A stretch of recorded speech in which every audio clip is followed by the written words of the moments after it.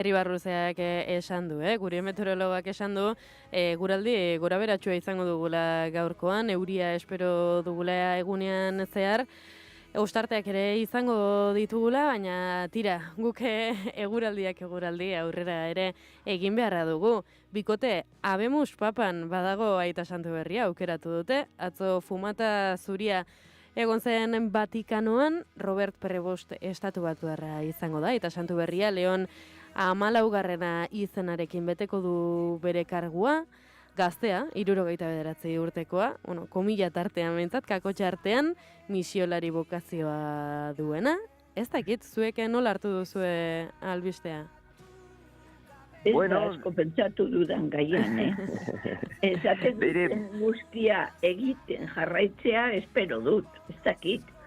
Oso lan zaila du bakearen alde lan egin nahi badu.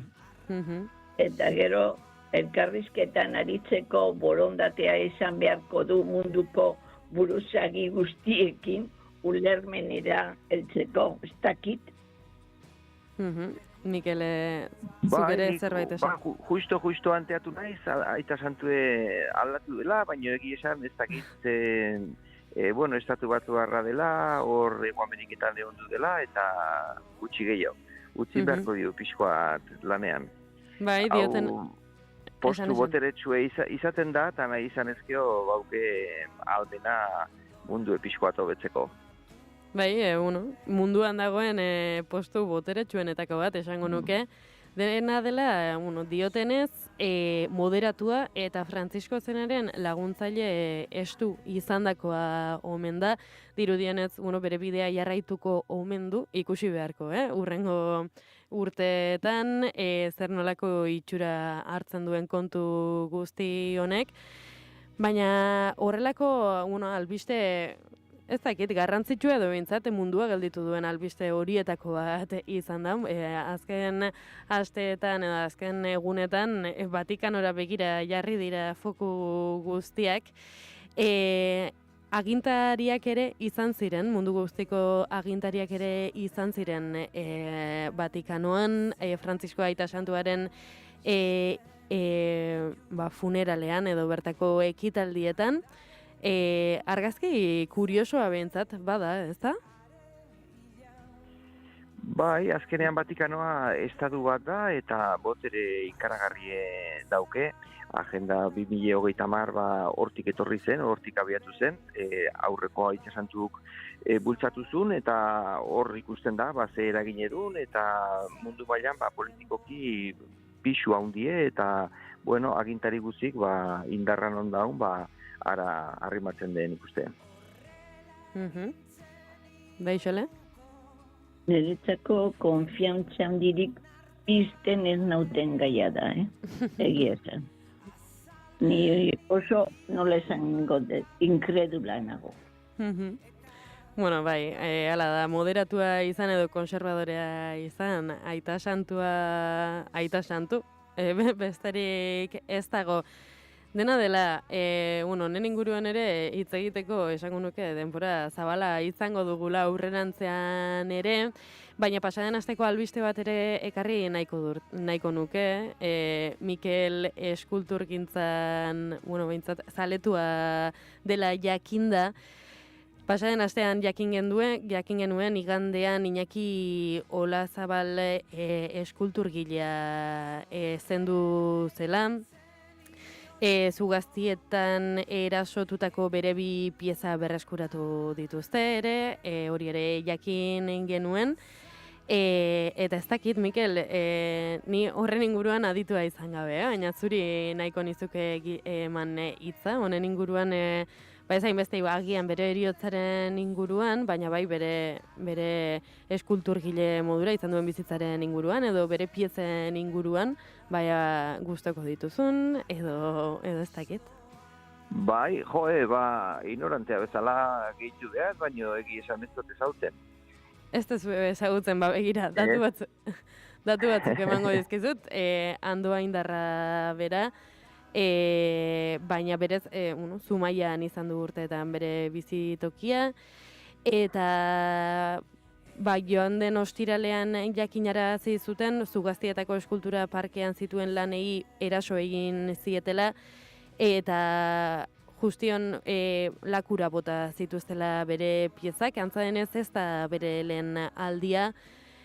Agian, Iñaki Olazabalen inguruan hitz egin beharrean, horren inguruan hitz egin dezakegu, nola... Bai, sabotajeana nahiko arrunta izaten da leku guztitan artelanei lotuta, nire esperientzine gertatu zat askotan nik indako lanak gehienak kalean gelditzen den, eta zenbaitetan puskatu izan dutue, gehienetan gaztetxoak, batzutan harrapature izan dutue, eta ordainduazi izan dudazkie kalteoik, eta askotan gertatzen da. Jendeak, igual ez gehiegi baloratzen artelana, eta nahi gehien bat gaztetxoakin gertatu zat. Bagio hasten de sabotajeak eta egiten, eta ez da oso gustokoa izeten, baina nik esan ez diot importantzia handik ematen, ze bestela ez gineke biziko. Oso arrunta baita, hemen ingurunik ikusten jot, hasi Iruñetik eta Sakana ingurun, askotan artelanak margotu iten de, puskatu, zikindu, ez da asko baloratzen, baina, pixkanaka, importantzi gehiagi ez diot ematen, eta, hola, esango izotu. Eta horrekin lotuta, Mikel, horrela artelanak eta eskulturak, kalean, edo behintzat zureak, kalean edo museo edo horrelako erakustokietan egotean nahiago? Nireak dena kalean da, eta nahi hola gustatzen zat. Eskultura erabiltzeko eta jolasteko. Nahi tokatu zat asko aurparkeak eta eitea, eta hor jolastu iten de indako piezakin eta eskulturakin, eta nahi asko gustatzen zat hori, harreman zuzen bat izatea. Gehiago aire librean eta jolasteko barrun museoetan baino. Oso ondo, heldu dira zazpirak eta launak beti bezala gaur ere berandu gabiltzan, gustora egoten gara gure artean hitz egiten ta. Asteburua batek joka dugu, eta ondo pasatzea besterik ez zaitek geratzen, eta datorren astean izango garela berriro ere. Hoi da, gure artean. Ondo pasa, asteburua. Berdin, aio. Aio.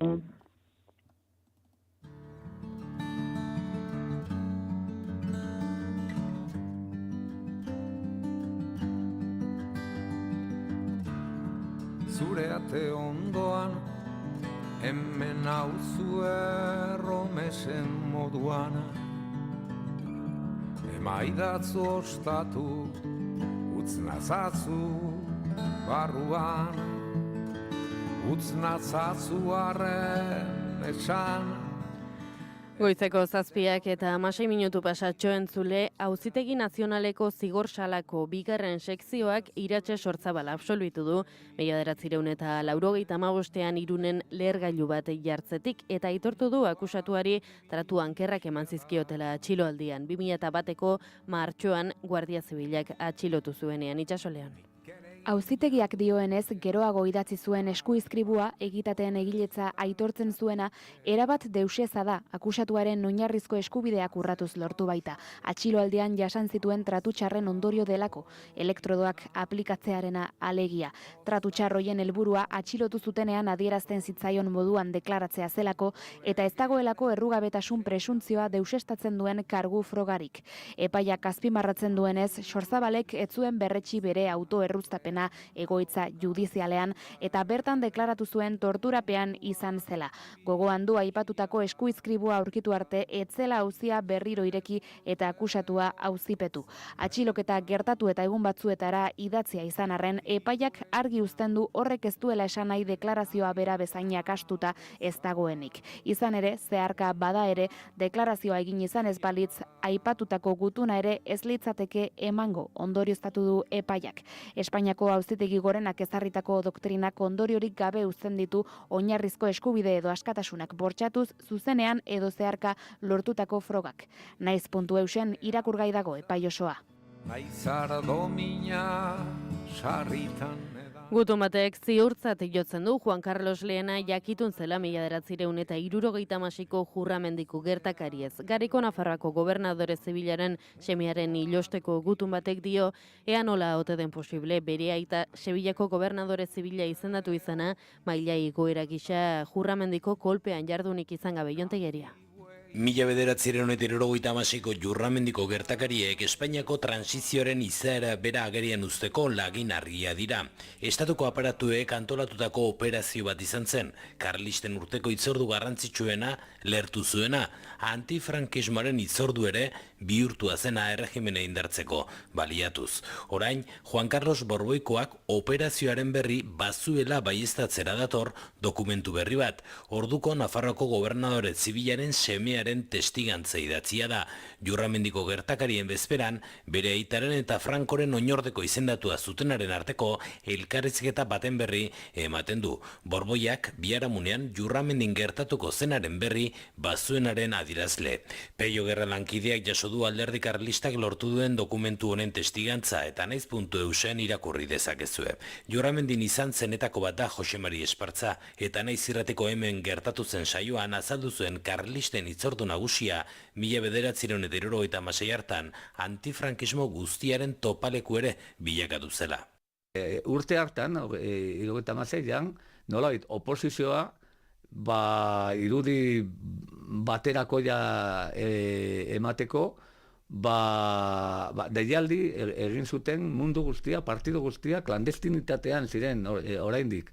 Partidu guztia Montejurrara joateko. Egun hartan, karlistek antolatutako itzorduaren aurka egiteko pistolero talde zabala elgartu zen gailurrean eta bertaratuen aurka egin zuen izu eraginez, bilako eta hainbat zauritu izan ziren. Bertsio ofizialak kontrako esan arren, antifrankisen artean etzegoen zalantzarik erregimena bera oro har eta Nafarroako gobernadore zibila zehazki zeudela eraso horren atzean.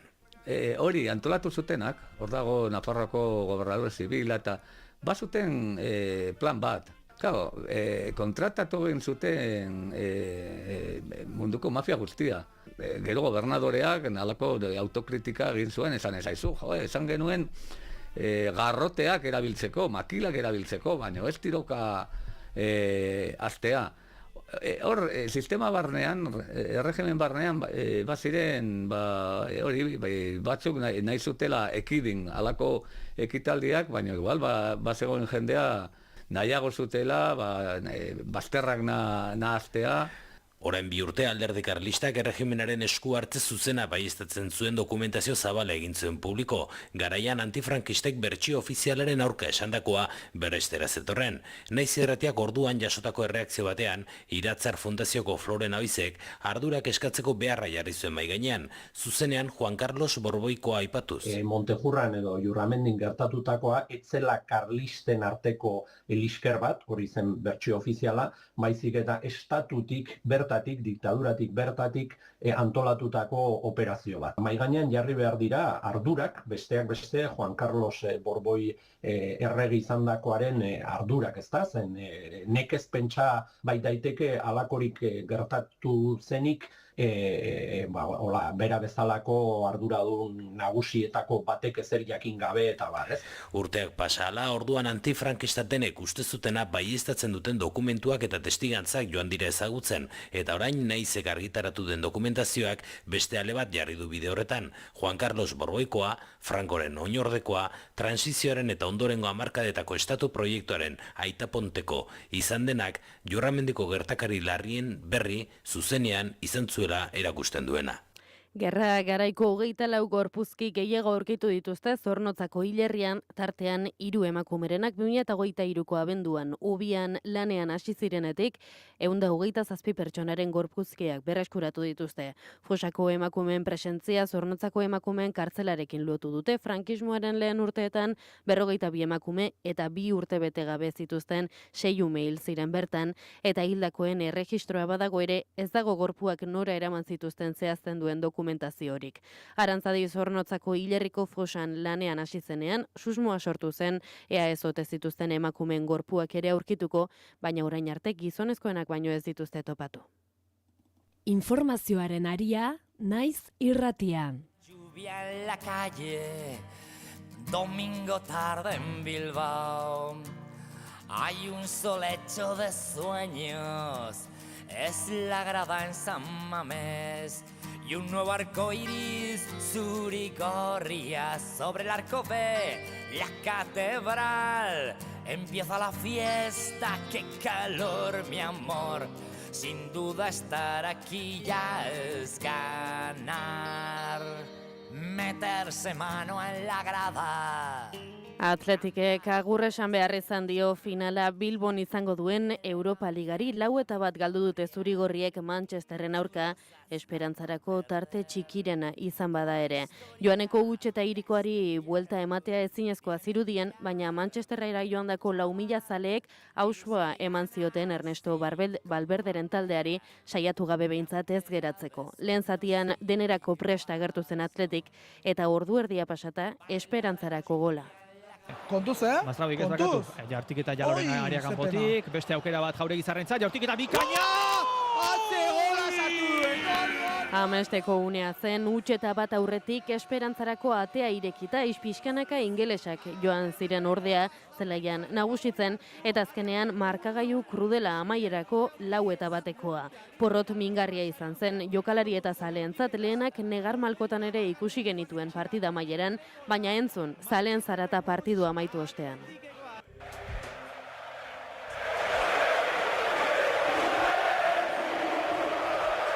Partida aurretik eta ostean erakutsitako ia indar berbera ageri zen Manchesterrera joandako Atletik zaleen gan Europa Ligatik kanpo geratu zirela jakin ostean ere.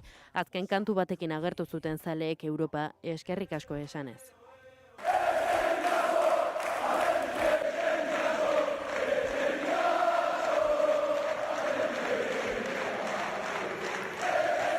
Atletik ez da Bilbon jokatuko den Europako Ligako finalean izango, hurrengo urterako utzi beharko ditu Europako balentriak. Ostegun honetako emaitzen ostean San Mamesen jokatuko den finalean izango diren taldeak, Tottenham eta Manchester United izango dira, maiatzaren 30 izango den finalean. Chulos hasta pa perder. Toda la historia de este fiero club vive en el mirar de un chaval. Ilusión y ganas, sí, como bandera. Cantera de sueños y pasión. Baila la lluvia en la calle, domingo tarde en Bilbao. Hay un sol hecho de sueños, es la grada en San Mamés. Y un nuevo arco iris surigorria sobre el arco de la catedral. Empieza la fiesta, qué calor, mi amor. Sin duda estar aquí ya es ganar.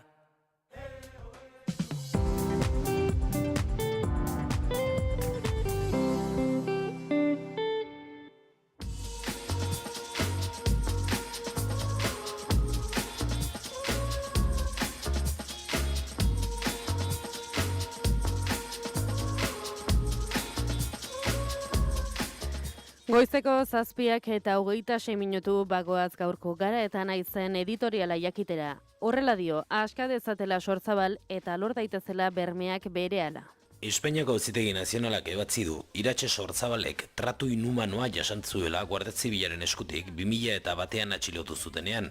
Bere autoinkulpazioa tratu txarren ondorio dela, elektrodoen aplikazioa eta beraz zuzenbidez balio gabe izendatzen du oinarrizko eskubideak urratuta lortutakoa izan zelako. Ondorioz, absolbitu egin dute, Irunen 1985 lehergailu bat jartzeko akusaziotik. Ebazpen adirazgarria da, Euskal Gizarte guztiak bazekiena baieztatzera datorrelako, hamarkada luzez instituzio estatal guztiek ukatu dutena. Zer?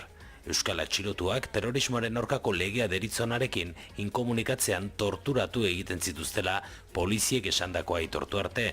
Mediku forentxe eta epaiek autoinkulpazioiek ontzat ematen zituztela, giza eskubideen urraketen salaketak kontuan hartu gabe. Salatu behar da, hala ere, torturen ageriko antzeko probekin Sortzabal zigortu egin dutela aurrez Espainiako Auzitegi berezi horretan bertan, eta preso jarraitzen duela justiziaren oinarrizko zentzu ororen aurka. Gogoratu behar da gainera, Etaren interlokutore zela, berarekin harremana izan zuten nazioarteko bitartekariek azpimarratu zutela, militante hauek zigortzeko obsesioak mendeku gogo bati erantzuten ziola eta ez zuela zerikusirik edozein estatu serioak izan beharko lukeen zentzu politiko eraikitzailearekin eta bakenaiarekin. Are gehiago, disidentzia politikoaren aurkako bidean oinarrizko giza eskubideak horren modu basati eta sistematikoan urratu dituen estatu bat baldin bada. Adi, Europan bertan. Sortzabalen kasuak ondorio zuzenak ekarri beharko lituzke Espainiako estatuko botereentzat. Hausnarketa bat ere eragin beharko luke. Are sakonagoa, euskal egitura sozial eta politikoengan, torturen eskandalu judizial eta politikoaren aurrean beste aldera begiratu dutenengan. Eman dira urratsak, baina gehiago behar dira. Biktimek egia, justizia eta erreparazioa merezi dute. Kasu honetan, Iratxe Sortzabalek aske beharko luke oraintxe. Eta euskal gizarteak bermeak behar ditu, berriro inoiz ez dela gertatuko ziurtatuko dutenak.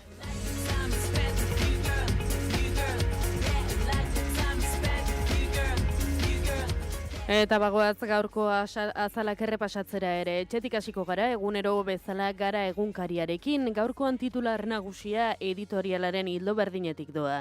Iratxe Sortzabal torturatu zutela onartu duela Auzitegi Nazionalak, Guardia Zibilak emandako elektrodoen aplikazioak, tratu txarrek eta tratu ankerrek torturak behartu zutela Sortzabalen autoinkulpazioa eta horregaitik Auzitegi Nazionalak absolbitu egin duela. Aita Santu Berriaren argazkia ere badakar gure gaurko azalak, Bergoglioren jarraitzailea den Prebost Aita Santu hautatu dute, Leon 14. izenearekin jardungo du.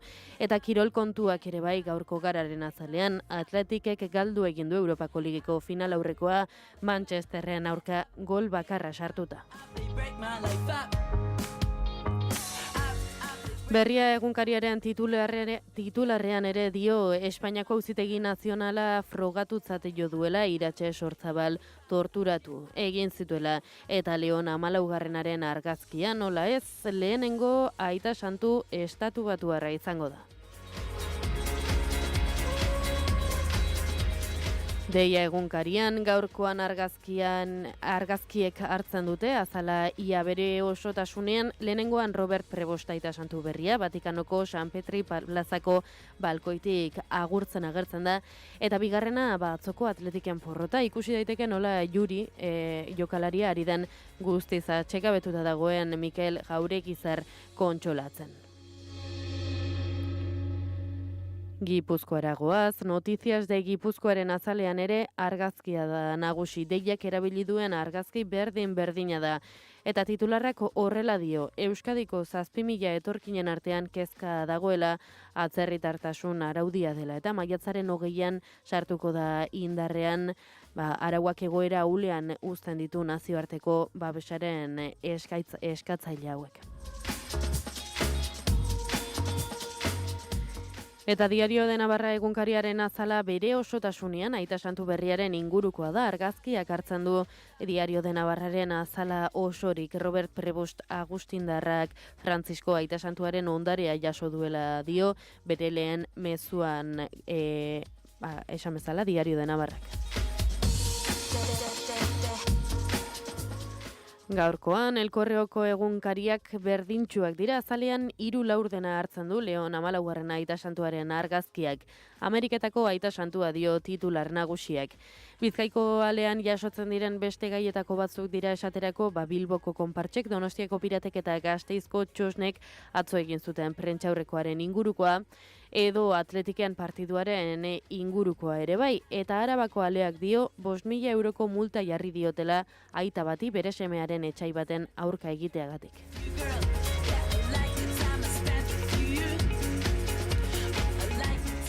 Eta azkenik El Diario Baskoren azala, El Correoren berdina da gaurkoan. Goizeko 7 eta 32 minutu pasatxo, honaino gaurko azalen errepasoa.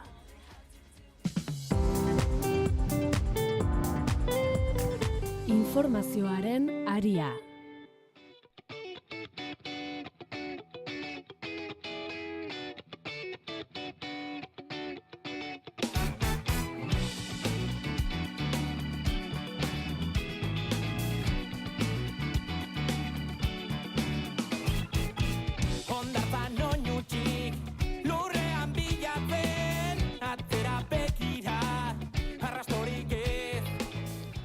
Amaren egunaren biharamunean amatasuna hausnartzeko bidea hartu du asko, hala egin dute bigarren kafean ere.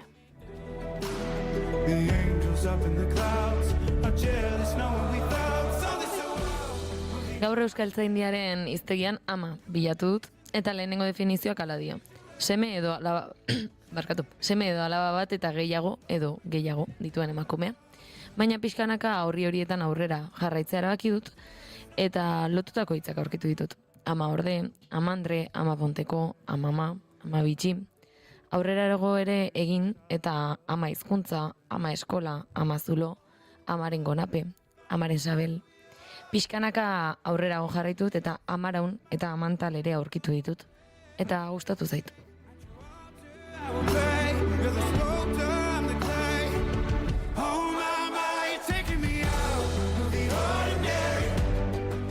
Gustatu zait ikustea zenbat hitzetan dugun ama. Zenbatetan gure Espainietatik ateratzen diren letra horiek elkarrekin. Gustatu zait amantal irakurtzea eta baita amaraun ere. Hein batean, amen definizioaren zati txiki bat ere izan daitezkelako. Atzo amaren eguna izan zen, eta ni normalean halako egunak inoiz ospatu ez baditut ere.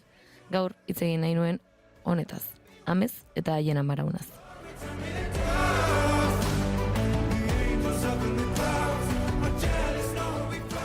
Naia Alkortak bidea egin du amatasuna eta feminismoa lotuz, eta honen inguruan alden kontzientzia gehien sortuz. Ama izateak badu eta zaintzatik asko, eta berez beste ama batzuk ere zaintzeko naia eta beharra ikusiko zuen ziurrenik edo akaso. Hala ere nori galdetuko diogu honen inguruan hobe naiari berari baino. Beraz, gurean dugu gaur naia, lehen aurkeztu dizu egun bezala, eta lehenik eta behin, egun honeta ongi etorri nahi. Eskerrik asko. Bai, hasteko bi galdera egiten dizkigula etortzen diren gonbidatuei, eta ez dakit, goiurik egingo dizkizu, nik egingo dizkizudan, agian goiuri egingo dizkizu ohitura hori dugu eta. Bigarren kafeko bi galdera ofizialak, nik biak botako ditut eta zuk aukeratu bietako zein erantzun edo ausartzen bazara biak. Lehenengoa da, ea nola gustatuko litzaizuken edo nola irudikatzen duzun zure funerala, zure hileta. Eta bigarren galdera da, orain etorriko balitz zinema zuzendari bat, eta esango balizu, zure bizitzari buruzko pelikula bat egingo dut. Baina pelikulan kontatuko dugu soilik zure bizitzako etapa bat. Galdera da, ea ze etapa aukeratuko zenuken. Beraz, bi galderak botata esan bezala, gu erantzun bakarrarekin konformatzen gara, baina badago zerrenda bat, dela gonbidatu ausartuen zerrenda, dela bi galderak erantzuten dituztenen zerrenda, beraz, hortxe botatzen dizut. Bueno, nik argi daukat, ez dut funeralik nahi. Iruditzen zait, agur zibilaren kontu hori funerala zuritzeko beste modu bat dela. Orduan, agurtu nazala, nahi duenak nahi duen bezala, edo ez banaute agurtu nahi eta ospatu banaute, ospatzen banaute zoragarri, eta filmea, indarkeria obstetrikoaren inguruko filme bat gustatuko litzaidake, tamalez askoren filmea izango litzatekelako. Wow, bi erantzunak oso potenteak, lehenengoarekin geratu naiz, ez duelako orain arte inork horrelako hausnarketarik plazaratu eta gonbidatu guzti egiten diogu galdera hau, baina oso interesgarria.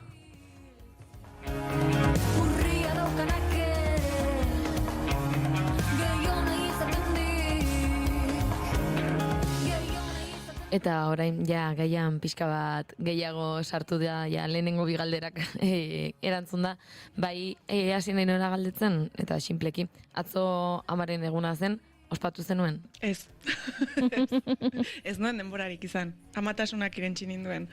Ez, azkenean nik ere ez ditut horrelako egunak ospatzen, iruditzen zaidalako emakumeen eguna ospatzea bezalako alitzatekela. Eta beti esaten dugu ez da agian ospatzeko egun bat, baizik eta aldarrikatzeko egun bat, eta hortaz, hortan aritu nintzen, ez? Amatasunaren inguruan, kontzientzia sartu nahian.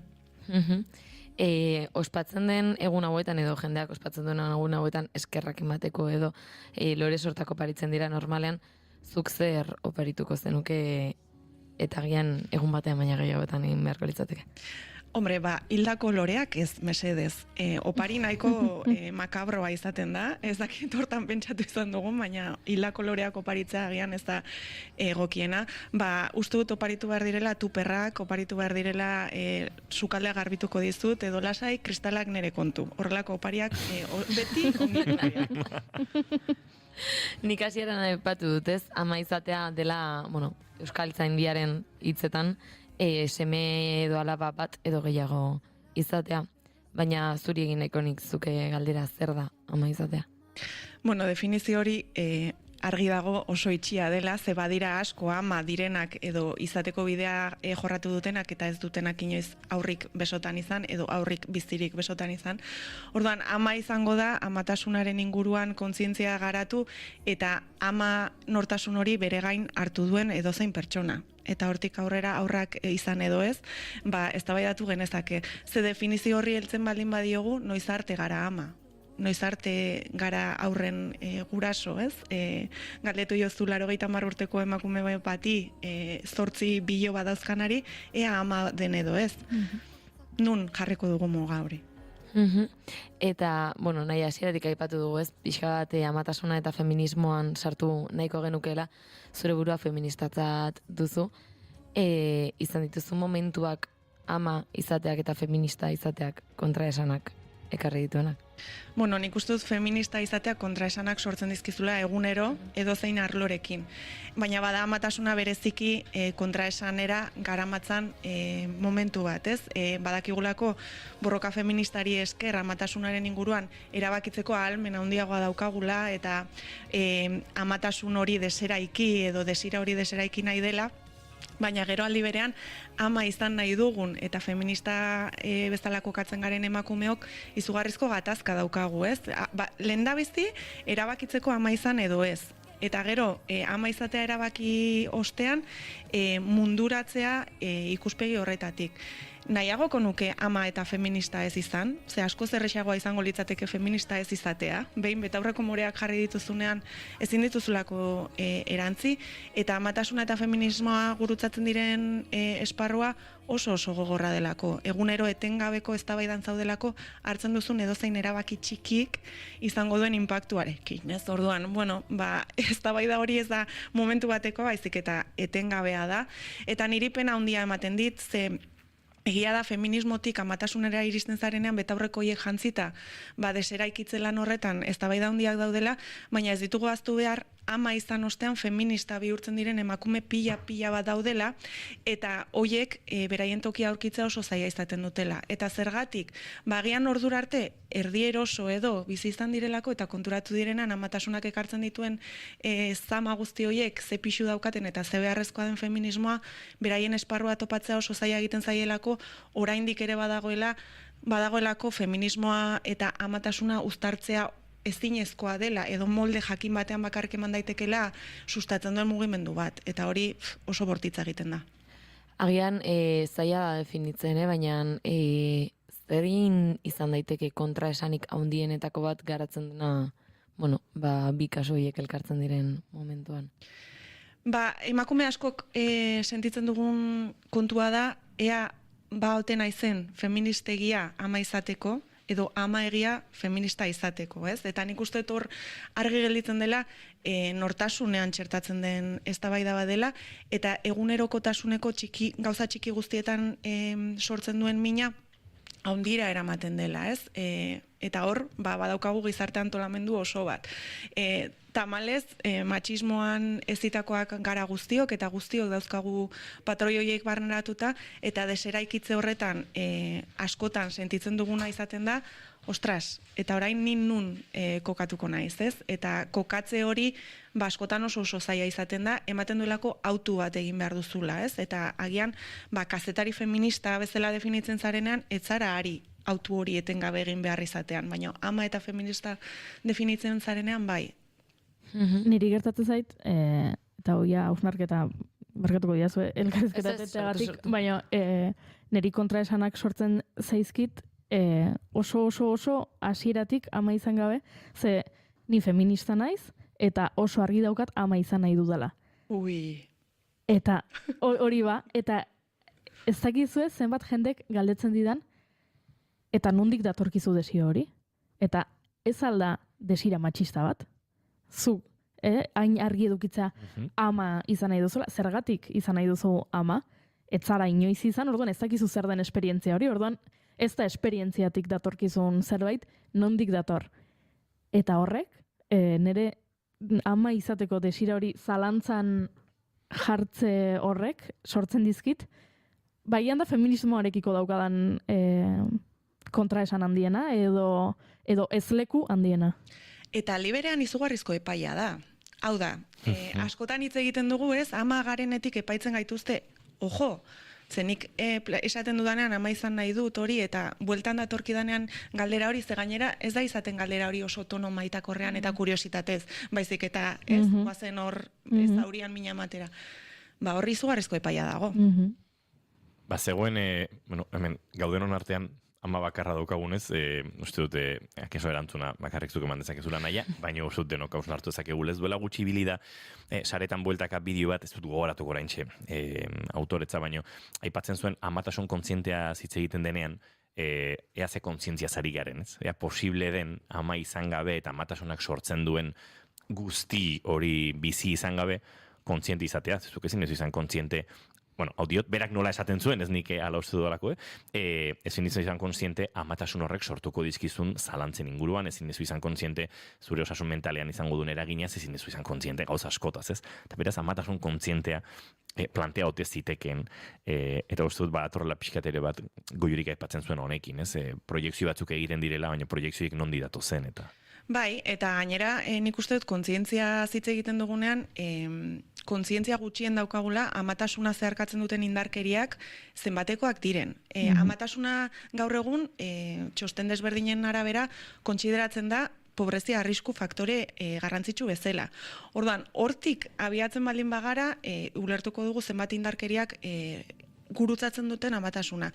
Eta hala ere, emakume askok daukate desira hori.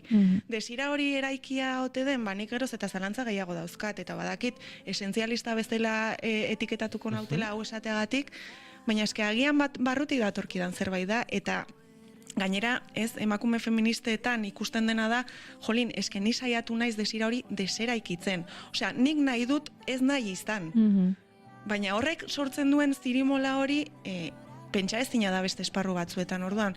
Zenbateraino dan eraikia, noski daukagula hori, baina ni ez naiz inoiz panpinekin jolastu, nik ez dut inoiz biberoirik eman, eta hala ere oso argi neukan txiki-txikitatik ama izan nahi nuela. Orduan, bueno, nundik datorkidan, ezingo dizut esan, eta ez gara hemen hasiko psikoanalisi freudianoak egiten, ez? Baina, bueno, badaude pertsona batzuk desira hori daukatenak, eta agian nahiagoko luketenak ez izan, ze gero marroi bada, osea, ama ez izateko autua ez da erresa sozialki epaitua dagoelako ere bai, baina gaur egun esparru feministetan epai gehiago jasotzen da ama izan nahi dut esaten dugunean, eta hori ere ez da justua. Bai, nik ere pixkat justu goiurik esan duena sentitu izan dut, ez deni oso gaztetetik egon naiz militantzia batean, egon naiz feminismo militantzia batean, eta nire ingurua bihurtu da pixka bat bortitz alde horretatik, badelako nik ere sentitu izan dudalako, nire gurasokoet izan didate, nik aurrak ikuste ditut eta aurrekin jolastea pila gustatzen zait, aurrak asko gustatzen zaizkit eta beti esan dut nik ama izan nahiko nukela, eta momenturen batean urrundu behar izan naiz militantzia horretatik, izan delako niregan sortu duen deserosotasun bat, esaten, nik agian orain behar dut deskantxu bat feminismotik eta ez inguru horretatik. Baina aipatu zula indarkeria hitza eta pixka bat banuen galdera bat edo, hausnarketa bat egin nahiko nukeena, ama izatea erabakitzen den momentutik ze indarkeria jasotzen direnen errepaso bat komila artean egin nahiko nuke asko direlako eta justu aipatu duzulako badela oraintxe bertan dagoen egoera bortitzenetako bat. Lehendabizikoa eta nik uste dut auzo agerikoa dena indarkeria matxista ematen den inguruneetan amak direnek ihesbidea oso zaila izaten dutela. Beste alde batetik gainera hor indarkeria judiziala ere batzen da. Hau da, ama babesleak deitzen zaien hoiek beraien aurra babesteagatik egiten dutenean askotan kustodiak kentzen dira edo aurrak instituzionalizatzen dira, amak aurra babestu besterik egin nahi ez duenean. Indarkeria ginekostetrikoa bereziki ematen da abortuetan eta erditzeetan. Orduan hori ere amatasunari lotu diezaiokegu, baina ez amatasunari bakarrik. Pobrezia gehiago dago, arrazismo gehiago dago, aparofobia handia dago. Orduan, indarkeria hitz egiten dugunan ulertu behar dugu indarkeria mota guztiek badaukatela hor jomuga bat dela emakume bat zaintza ume txiki baten zaintzari begira horregatik esaten nuen ama nola definituko dugun hor eztabaidatu genezake, ez? Ume zaintza baten ume txiki baten zaintzaren ardura daukan pertsona hori eta noski korrespontsala izaten baldin bada eta bikote baldin badaukagu edo kuadriako umea baldin bada, errezagoa izango da, baina emakume hori ja abiatzen da -100 puntutik eta ez da inoiz iristen 0 horretara, ez? Eta orduan hor kontziliazioan arazo gehiago daude eta horre guztiak sortzen du bereziki txirotasunak sortuko dituen indarkeria guztien baratze bat. Eta, suposatzen dutez, azkenean indarkeria horiek gertatzeko utxuneak daude, bestela horiek eliak emango. Zein dira nabari diren gaur egungo utxuneak, naiz eta esaten denez, aurrerapenak eman direla, aldaketak gertatu dira, eta horiek ere onartzeko badaude, baina utxuneak ere oraindik asko daude.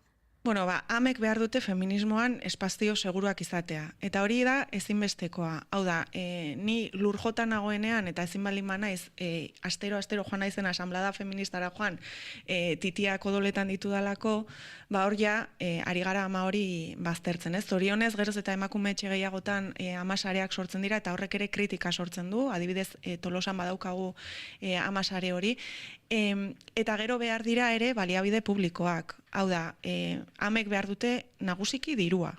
Eta gero, diru horrekin, baliabide desberdinak eta batez ere, eta nik uste dut hemen azpimarra handia egin behar dugula, unibertsalak izan behar direla. Ze emakume askok aurrak dauzkate eta ez daukate gurasotasun baimenik, ez daukate bestelakorik ezin dutelako justifikatu, ez dakizen bat hilabeteko diru sarrerak izan dituztela eta orduan.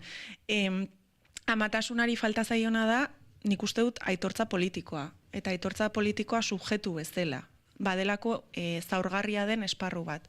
Eta normalean ez da hartzen horrela. Baizik eta zu baldin bazara ama eta migrantea, orduan migrazioari lotutako laguntzak eukiko dituzu, edo baldin bazara ama bakarra izateagatik dituzun laguntzak eukiko dituzu. Baina ama izateagatik soilik, ez daukagu aitortza hori. Eta hori garrantzitsua da, ze sozialki ere aldaketak eragingo lituzke.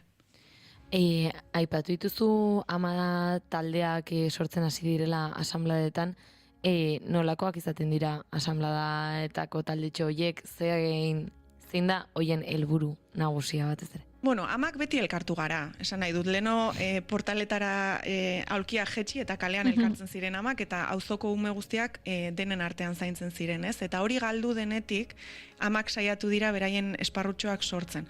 Azkenean, espazio seguruak sortzen dira, eta hori ezinbestekoa da. Epairi gabekoak, lehen aipatu dugu, ez? Epaitzen gaituztela ama izate nahiagatik ere.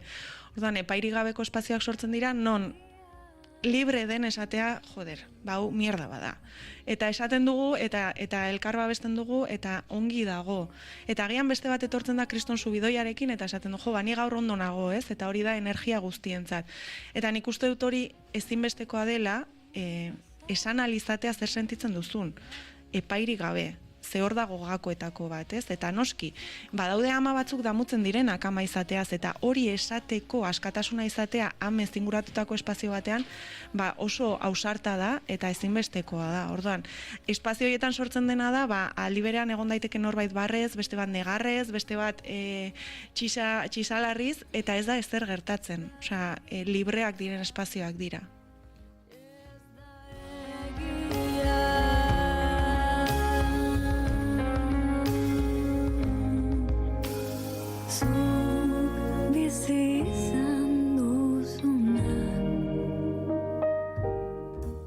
Badagian ere, ezakit amatasunetik kontsideratuko nuken, baina bada beste indarkeria bat jasotzen dena gai honen inguruan eta feminismoarekin lotuta dagoena, eta da abortatzeko, amatasun nahi ez hori, eta esperientzia ezberdinen igoera horretan gertatzen diren abortu nahi hoiek, asanbladetan nolako tokia izaten dute pertsona hauek, zure inguruan agian babesa eskatze hori, ama izan diren hoiei babesa eskatzea zaila ere izango da?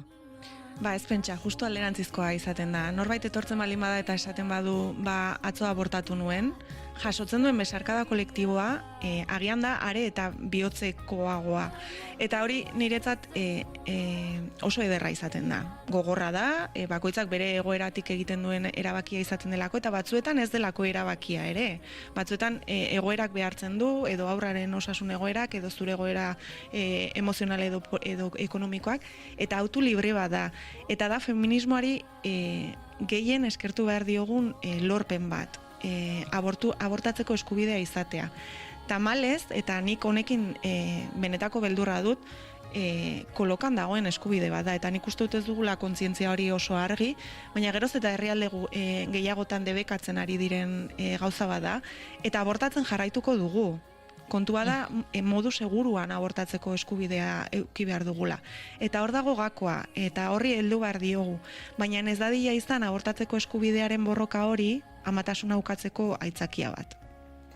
Milaka indarkeria ezberdin joan gera aipatzen, elkarrizketa osoan zehar, bada, zuregan oso entzuna izan den, ez, violentzia obstetikoaren gaia. Esango zenuke zure esperientziatik ona, pasa dira urtetxo batzuk jadanik, aurrerapenak eman direla, ez da? Batzuk, bintzat. Zer nahi duzu erantzutea?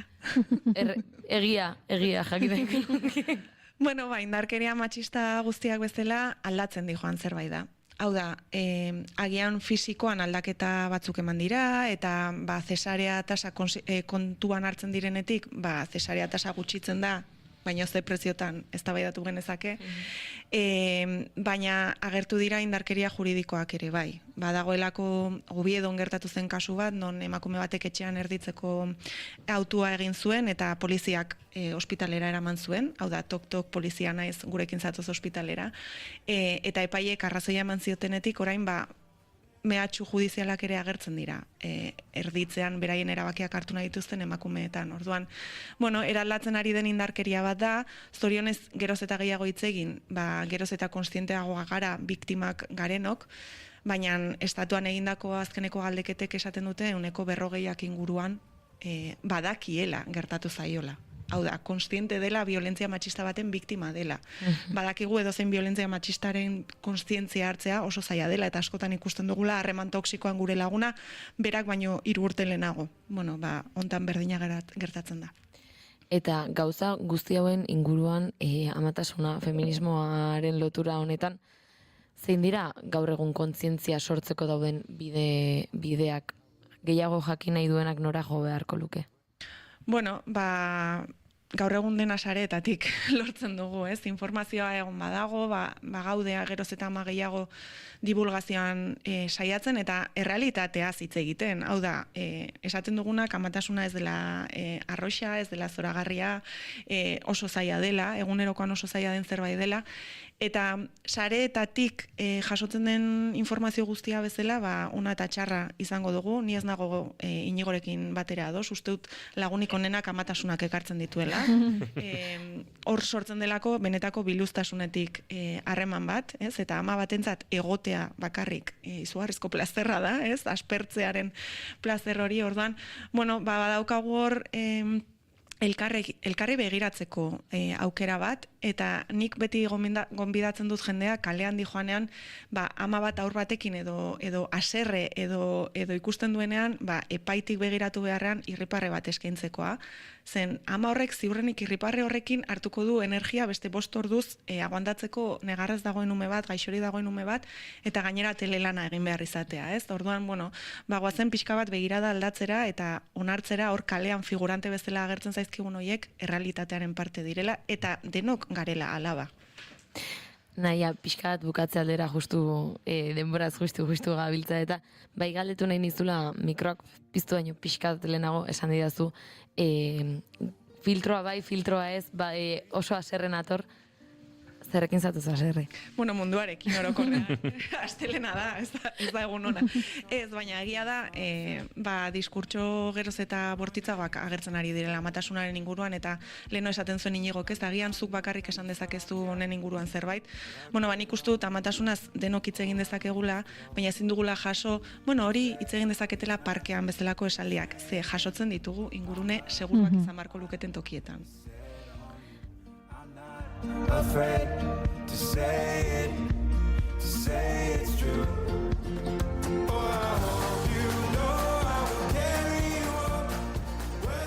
Nik bukatzeko, Ane Labaka Maiozen ezur berriak liburu berritik gauza bat irakurri nahi dizuet, pixka bat astindu egin hau, Liburu guztiak astindu nahi, baina honek bereziki. Ama naiz, amatu nintzen behin, eta ikusezina naiz ordutik. Titiburuak aragi bizitan badara matzat ere. Aita da, aitatzen dute, 2 aldieretan, behin eta berriro.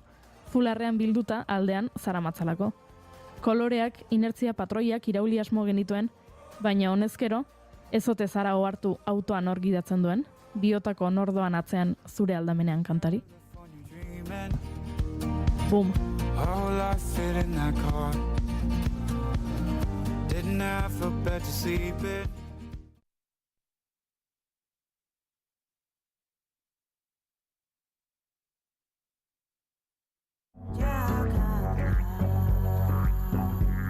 Luis Mariñelarena Saralegiri begietan eta hitz egiteko moduan nabarizaio herria eta lanbidea zenbat maite duen. Albaitaria da, baina katuak eta txakurrak ez dira gehien hartatzen dituen animaliak. Bera, ikuiluz ikuilu ibiltzen da, behiak, behorrak, ardiak eta horrelakoa berekin batez ere. Ohikoa izanen litzatekeena, baino gutxiago inporta zaio 24 orduz guardian egotea, edo goizeko ordu txikietan altxatu behar izatea larrialdi batera joateko. Lantzen bizi da, Nafarroan, hango zelaietan hitz egin dugu berarekin. Kaixo, Luis! Hala, txaldeon itziar, zer moduz? Ongitazu! Ontorri berria naiz lanetikan eta guardian nagoenez, ea atxalde lasaie edo nolako izango dugun, bai? Aber, uzten diguten hola tartetxo bat eta bestela izula onduko... Bestela, joanen gara biok, bai, larria baldin bada. Ofizio eta afizio, naiz irratian. Larun batetan, arratsaldeko ordu 2etan.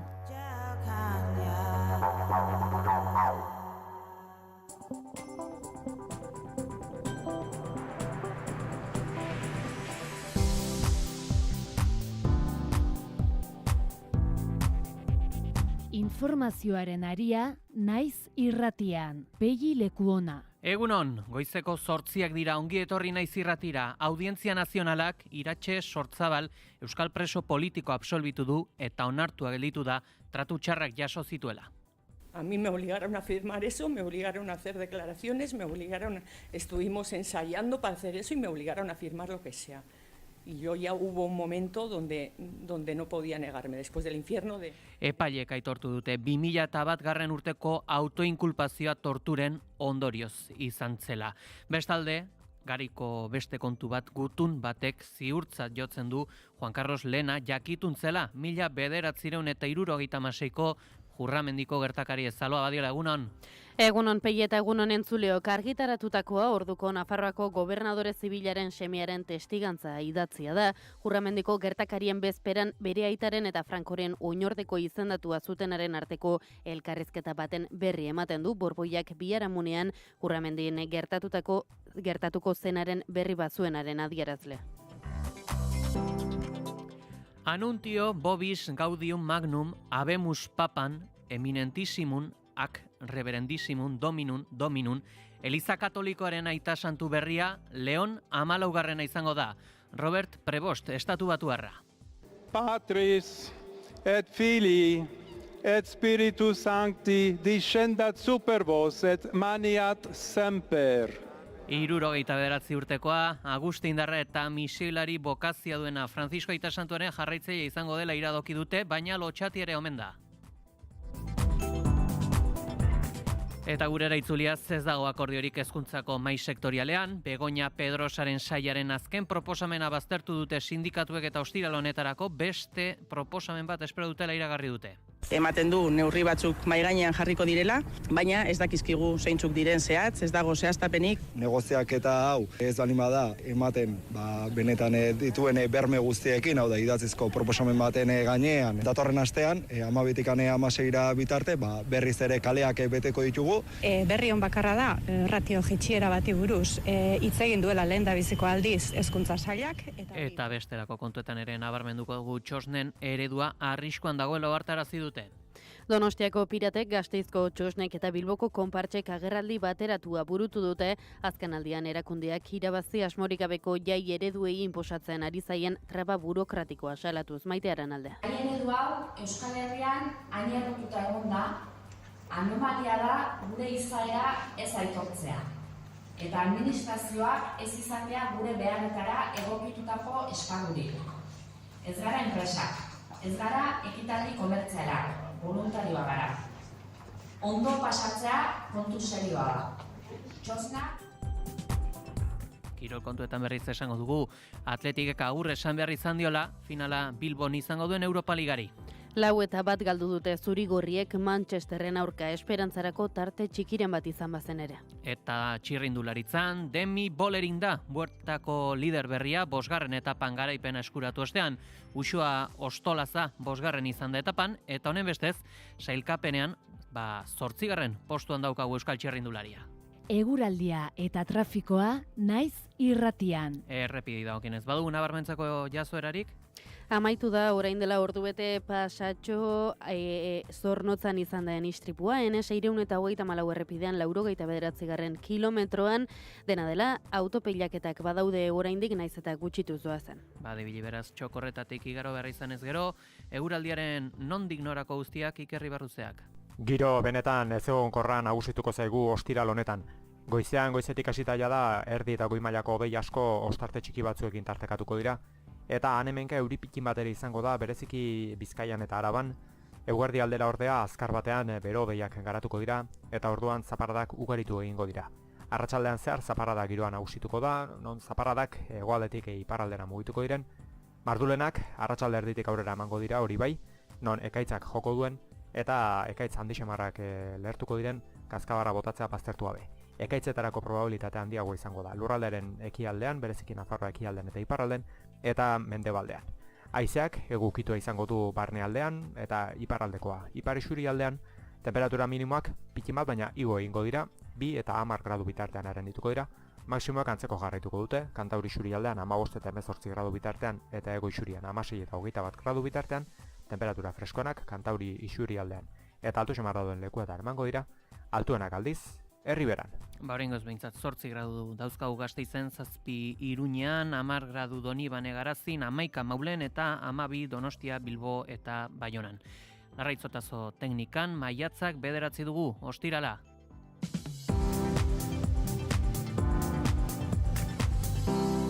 Birna Zúñiga du dizena. Hona iritsi bezain pronto, hasi nintzen euskara ikasten. Horregatik, aukeratzen dut hau bizitxapan janztea. Euskaraldia. Eusko Jaurlaritza. Burdindegi honek zelai artifizial eta konposite lurzoruko sorta handia dauka askotariko terrazetarako. Alkain Hondarribia eta Alkain Astigarraga. Erantzunik profesionalena, lorategiko ekipamenduetan, hidrogarbigailuetan, kanpoko argiztapenean. Bai, Alkainen.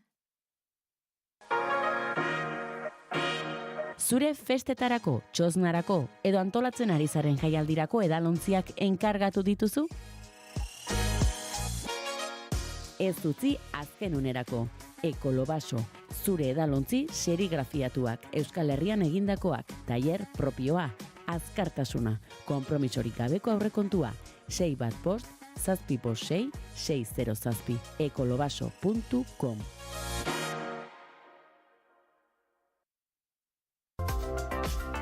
Kultura eta hizkuntza politika sailak, hizkuntza politikarako sailburu ordetzak diruz lagundua. Informazioaren aria naiz irratian.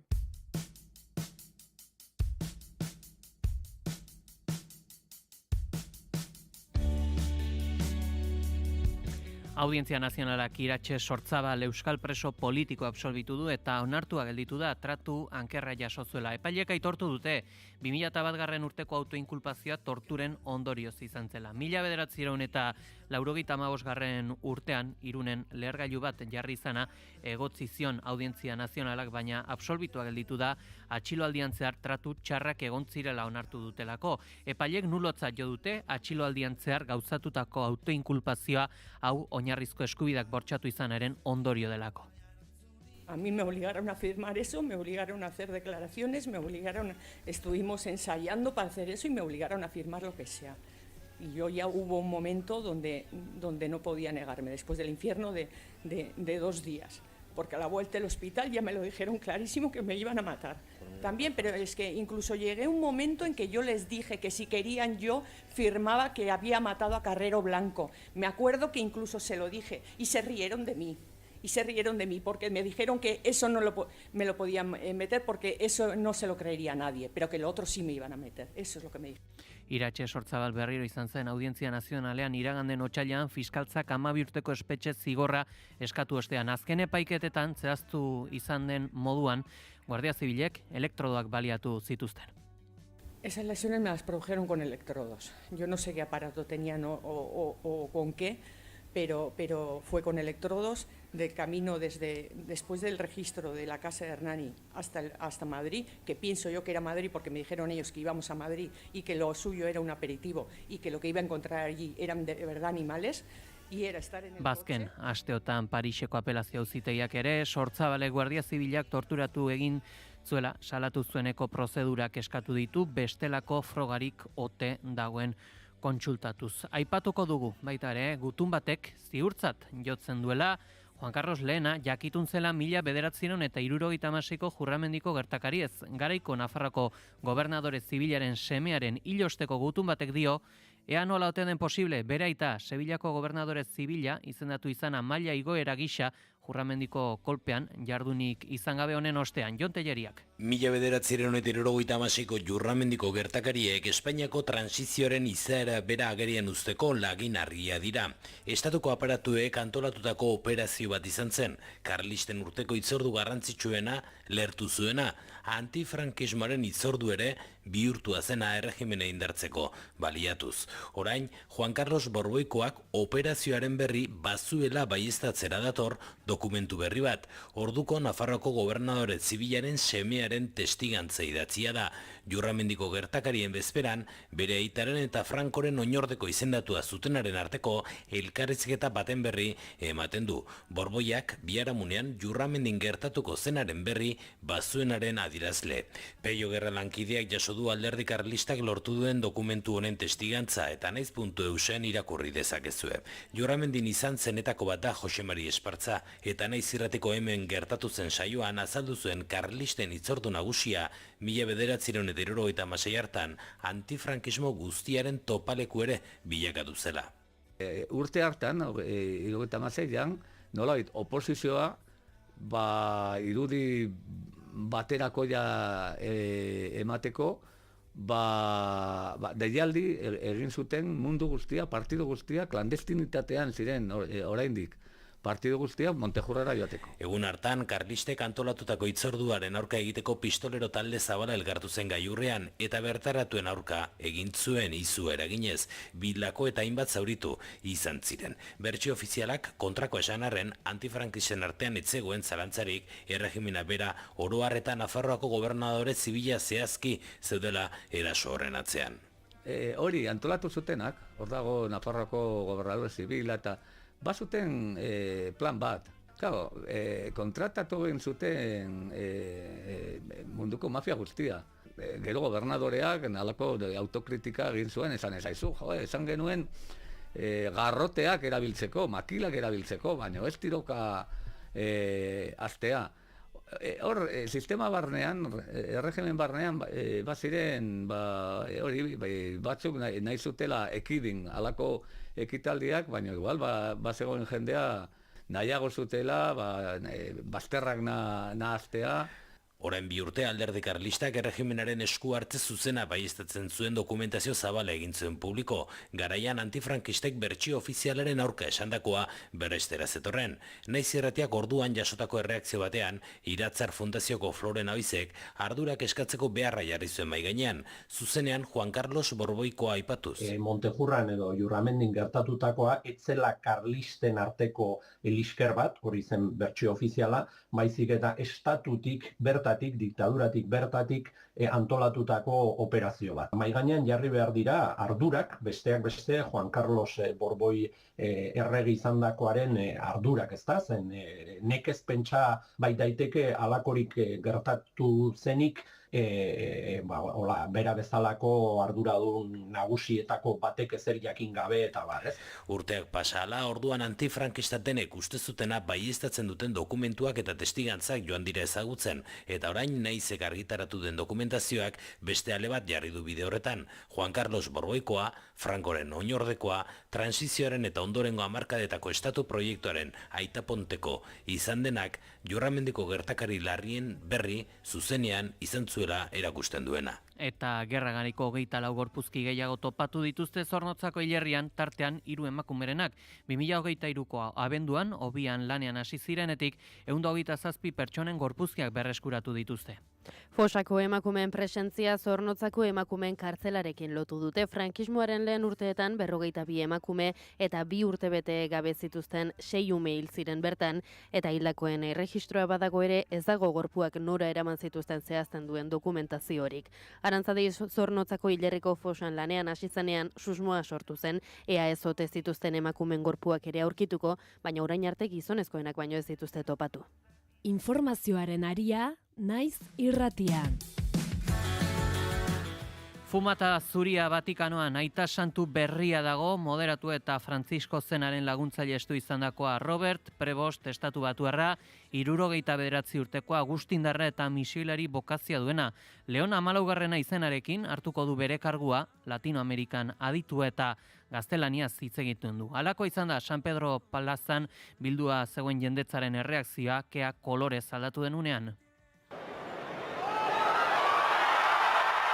Orain arte 3 bozketa burutu dira eta beraz laugarrenean hautatu dute aita santu berria izango den. Aurreikusitakoa baino errazago lortu dute adostasuna eta hainbeste espektatiba sortu duen konklabe honetan. Kardinal protodiakonikoak Dominik Manberti frantsesak eman du kargudun berriaren izenaren berri. Annuncio vobis gaudium magnum, habemus papam.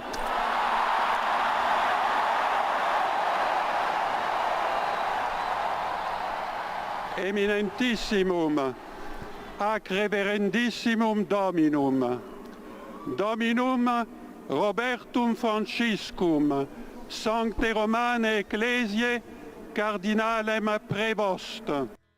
Baleon 14. aita santu berriak hitzartu du eta urbi etorbi bedeinkapena eskaini du Done Petri plazan zeuden milaka pertsonen aurrean. Patris et Filii et Spiritus Sancti discendat super vos et maniat semper.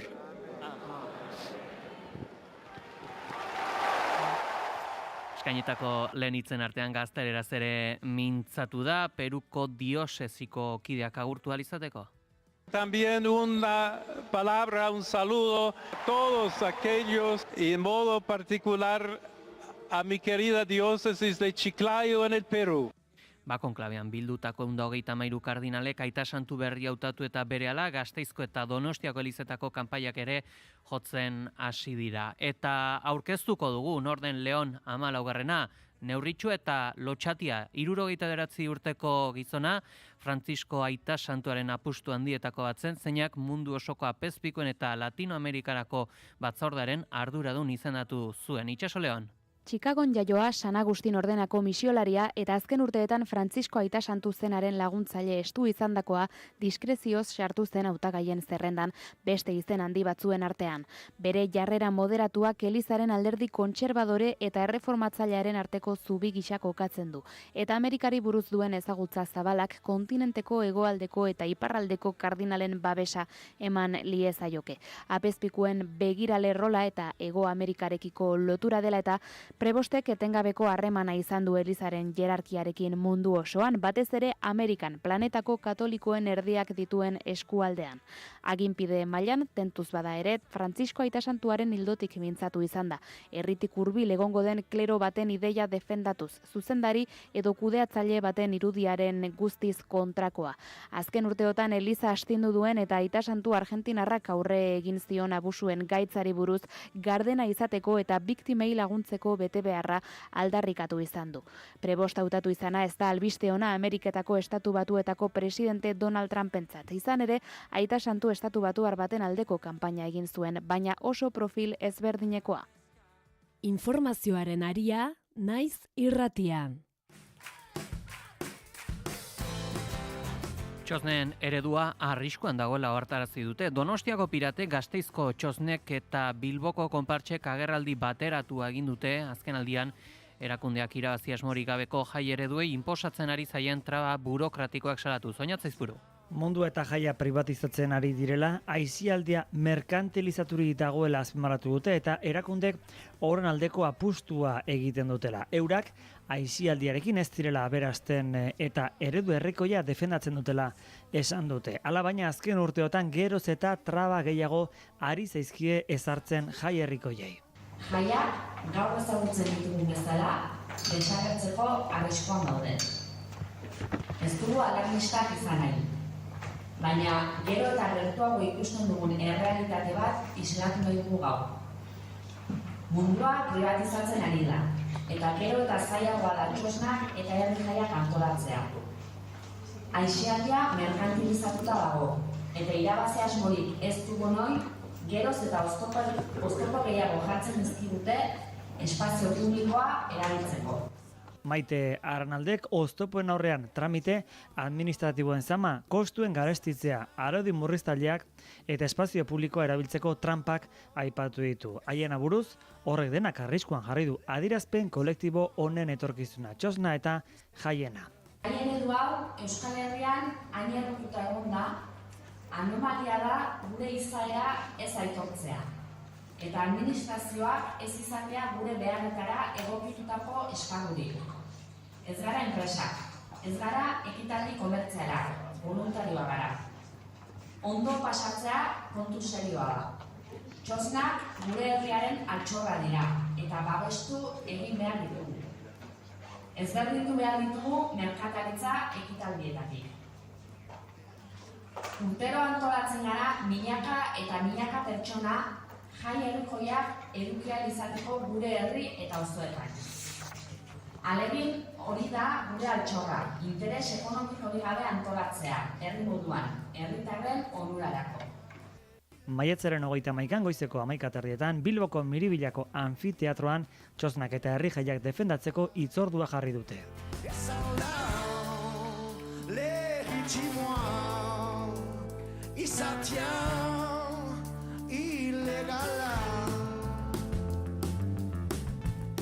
Goizeko 8 eta 20 direlarik nabarmenduko dugu ere, parlamentuak oniritzia eman diola Nafarroan etxebizitza eskuragarria izateko eskubideari buruzko foru legeari. Lege hau, berez, etxebizitza babestuen politika berri bati ekiteko eta tenkatutako eremuen potentziala edatzeko aurretiazko legideari egindako ukituz osatu da.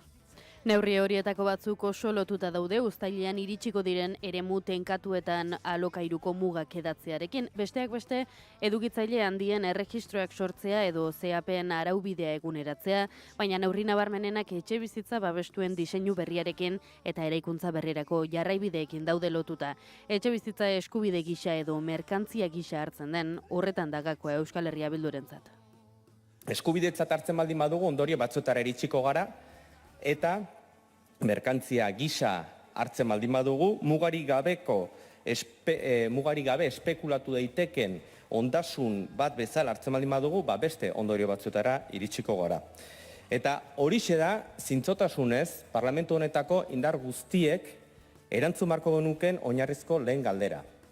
Zalantzari gabe, EH Bildun, etxe bizitza, oinarrizko eskubide subjektibo gisa... Mikel Zabaleta entzun berri duguna, proposamena parlamentuan zurekin Nafarroa taldeko Daniel Lópezek defendatu du, merkatua interbenitzeko beharrean egin du azpimarra.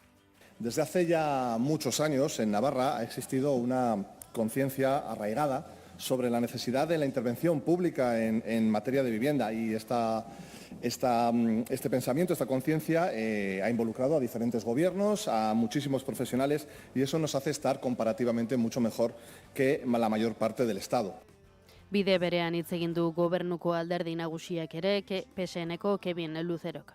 Y una propuesta que coloca en el centro de la política pública de vivienda el acceso real y efectivo a un hogar digno para todas las personas. Eskuinak neurriaren aurka bozkatu du, UPNek PSN-eri garaian berarekin izan zuen harreman ona gogoratu du eta merkatuan esku hartzea bai, baina beste modu batera egin behar dela gehitu du. Que eso de que UPN es el mercado, pues es falso. Con gobiernos de UPN se creó la bolsa de alquiler, con la colaboración del Partido Socialista, que ahora tanto les avergüenza, ¿sí? Lo que pasa es que para intervenir como para educar, se puede educar bien, educar mal, y ustedes intervienen mal. Donostian berriz, EH Bilduk etxebizitzari buruzko osoko bilkura monografikoa eskatu dio alkateari. Herritarren kezkarik nagusiena dela eta arazo handiak daudela hirian uste dute, hala etxebizitza gehiago eraiki eta gaur egun dagoena merkatuan modu irisgarrian jartzeko 21 neurri zehatz proposatu dituzte. Juan Carlos Izagirrek esan du diagnostikari dagokionez, azken hamarkadan etxebizitzak eraikitzearen ideia nagusitu dela horrek alokairuak merketuko zituelakoan, aitzitik ez da ala izan 1986an 65.000 etxebizitza zeuden Donostian eta orain 95.000 prezioek gora egiten jarraitzen dute. Bi arlotan bai ala bai batera egin behar da. Batetik etxebizitza berria gehiago egin behar da bai, baina baldintza batzuk betez, geho seinalatuko dianak hemen, eta geho bai ala bai eta hau berritzailea da benetan, ditugun etxe bizitza guzti horiek ja eraikitakoak, aukerak badaude hor etxe bizitza babestua lortzeko alde batetik, eta hutzak edo beste erabilera batzuk dituzten etxe bizitza horiek berriro ere errekuperatzea bere bizitzeko erabilera naturala. Donostian babes ofizialeko etxebizitzak 4% dira, Europako bataz bestekotik oso urrun. Etxebizitza legeak 2023rako 20% izatea eskatzen du. Eraikitzen ari diren 5-3 merkatu librekoak dira eta 2 babestuak, beraz proportzioak behera egiten jarraitzea aurreikusten da. Informazioaren aria, naiz irratian.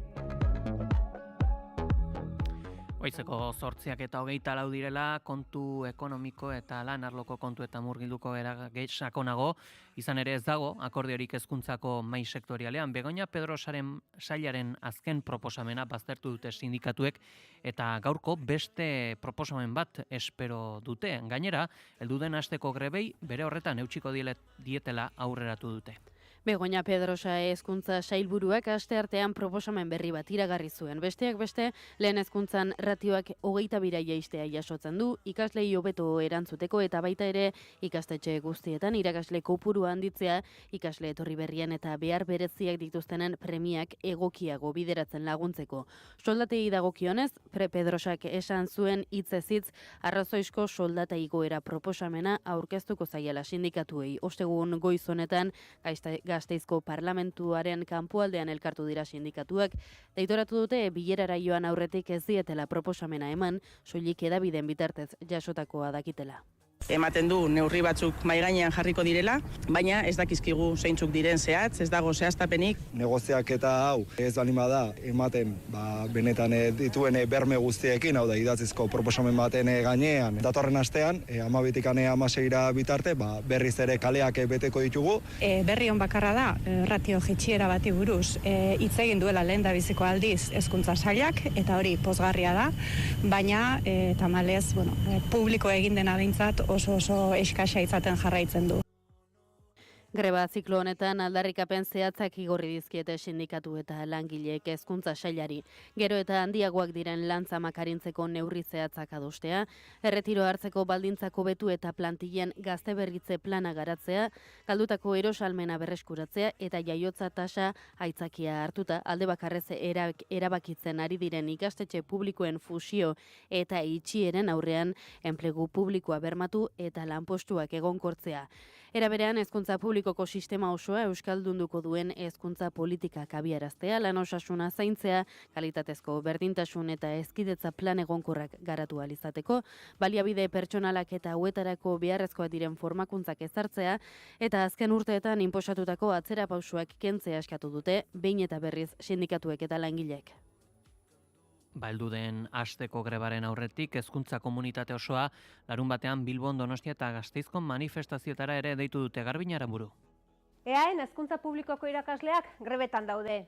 Aurrez beste langile batzuek egin moduan, hezkuntza sistema publikoa indartzeko eta hobetzeko borrokak dira. Horretarako soldatak duindu behar dira, eta bereziki baliabide gehiago behar dira. Baliabideak euskalduntzeko, inklusiorako, hezkidetzarako, politika feministak bultzatzeko. Guzti honengatik, intersindikaletik... Eta lan arlotik ere esango du ere, Bridgestonek espediente proposamena hobetuko duela iragarri du eta Basauriko lantegiko 325 kaleratzeak murrizteko aukera ere zabaldu du. Kantabriako Puente de San Miguel lantegiko kaleratzeak ere murriztu egingo dira. Honen bestez, fabrika honetako 57 urtetik gorakoentzako ere aurre erretiroen borondatezko plana eskaini du. Informazioaren aria, naiz irratian. Goizeko 8:28. Erresuma Batuarekin merkataritza akordio iragarri dute Ameriketako Estatu Batuek, oraindik erabat itxi gabe dagoela gehitu duten arren mundu guztiari ezarritako muga zergen ostean heldu den lehen akordioa da, askoren lehena Etxe Zuriaren esanetan. Etxe Zurian bertan iragarri du akordioa Donald Trump, Estatu Batuetako presidenteak. We feel very, very comfortable with that because it's been a great ally, truly one of our great allies. I mean, a lot of people say our greatest ally. I don't want to insult people by saying that, but I can say... Britania handiko lehen ministroa telefonoz sartu da agerraldi horretan akordioaren ontasunak azpimarratuz. It's really good to have got this deal over the line. Eta Europar Batasunak berriz, Estatu Batuentzako produktuentzat 95.000 milioi euroko mugazergak ezartzeko mehatxua burutu du, eta Donald Trumpen gobernuak piztutako gerra komertzialagatik kexa bat ere iragarri du merkataritzaren mundu erakundearen aurrean. Goizeko 8:00 minutua besterik ez zaigula gelditzen, nabarmenduko dugu ere, gatazka bizia dutela India eta Pakistan artean, tiroak entzun ahal izan dira, tentsioak gora egin du, eraso berri eta su gurutzatuekin. Indiak dronekin bombardatu du Pakistan eta operazioak areagotu egin dira azken ordu hauetan. Esango dugu baita ere gatazka ere badaukagula Gazan eta egunera erabakigarrietan sartu da lur eremu hau goseteagatik azken baliabideak agortzear daudelako. Elikagai, sendagai eta erregaien azken baliabideak agortzen ari dira Gazako zerrendan, jantokiek beren hornidurak gastatzen dituzte eta goseak irudi kezkagarriak utzi ditu dagoeneko batez ere adin txikikoetan. Defentsa zibila ia geldituta dago eta Nazio Batuen erakundeak eta gobernuskanpoko erakunde koartarazi dute egun gutxi barru hondamendia orokortu egingo dela.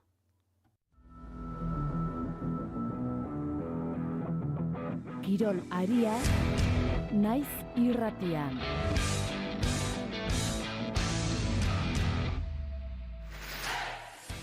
Goizeko 8:30 kirol kontuak aipatzeko tenorea, Atletikek agur esan behar izan dio, finala Bilbon izango duen Europa Ligari 4-1 galdu bai dute zurigorriek Manchesterren aurka, esperantzako tarte txikiren bat baldin bazen ere, Iraia Kamra, egunon? Egunon, joaneko 0-3 buelta ematea ezinezkoa zirudien, baina Manchesterera joandako 4.000 zaleek auspoa eman zioten Ernesto Valverderen taldeari saiatu gabe bintzat ez geratzeko. Lehen zatian, denerako prest agertu zen Atletik eta ordu erdia pasata esperantzarako gola. Kontuz, Mazrabik ez bakatu. Jartik eta Jaloren aria kanpotik, beste aukera bat Jauregi Zarrentzat, jartik eta bikaina!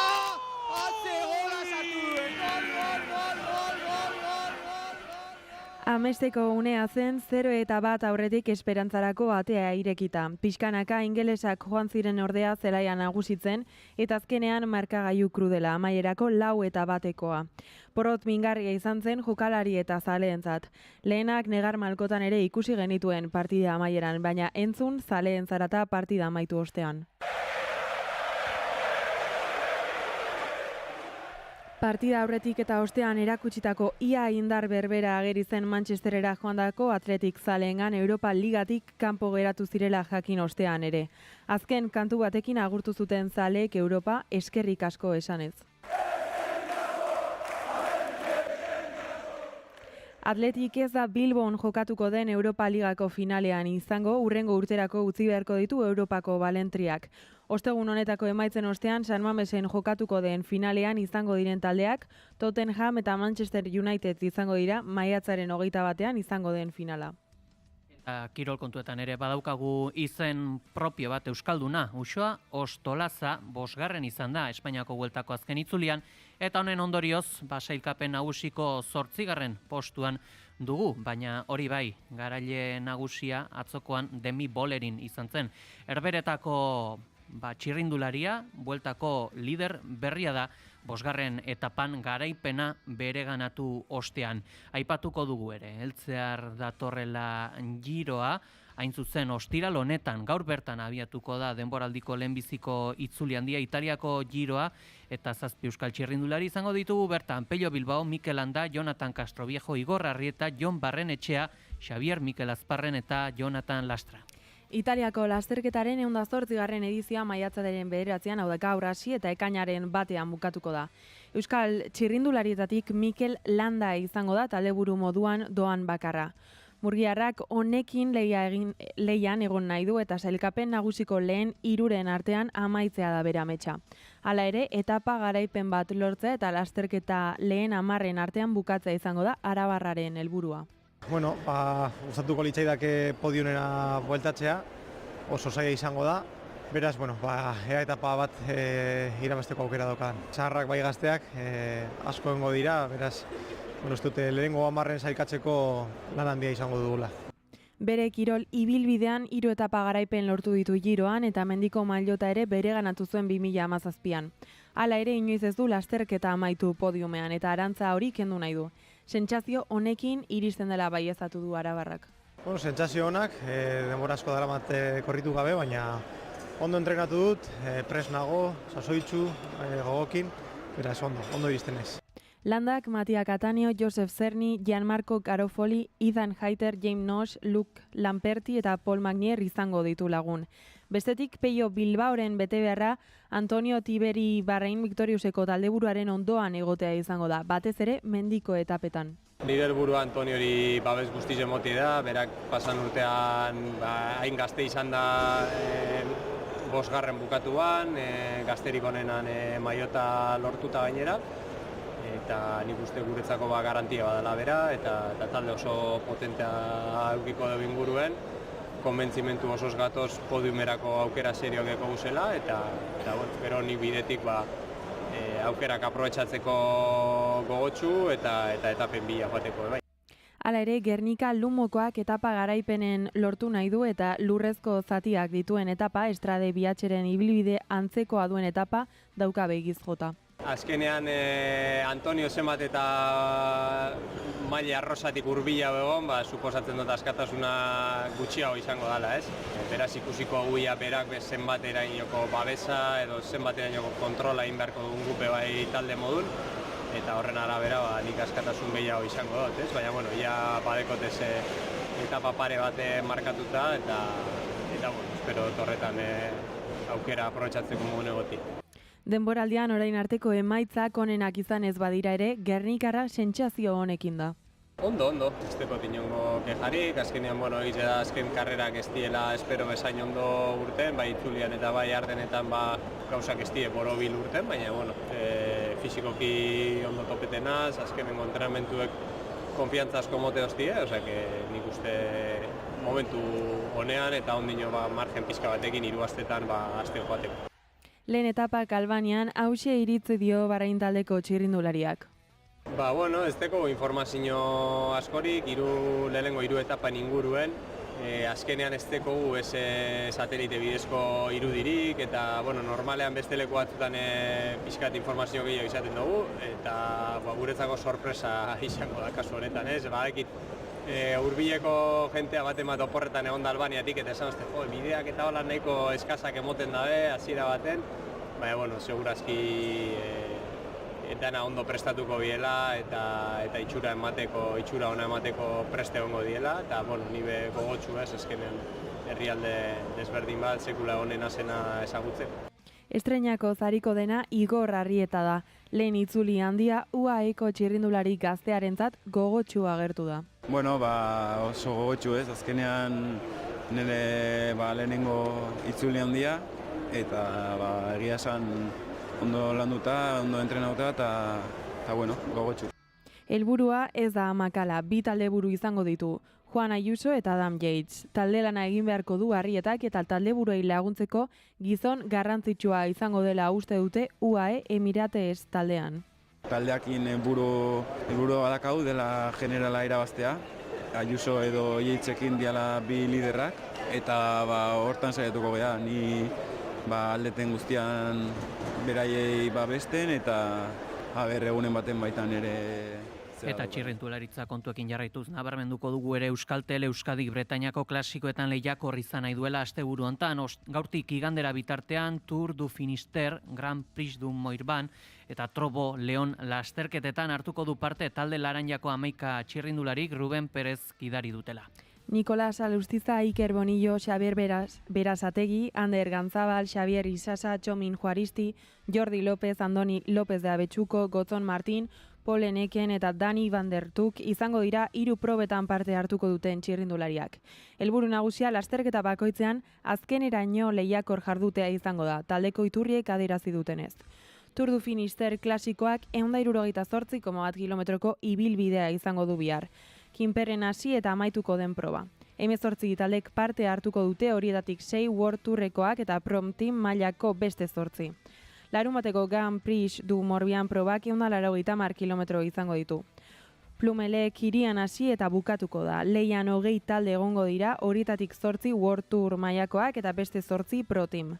Azkenik Trobo Leon klasikoa jokatuko da, 203,5 kilometroko lasterketa, Lanili hirian hasi eta amaituko da. Tartean 29 esterrato egune izango ditu, 34,3 kilometro guztira.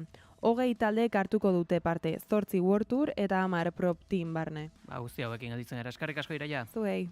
Informazioaren aria, naiz irratian.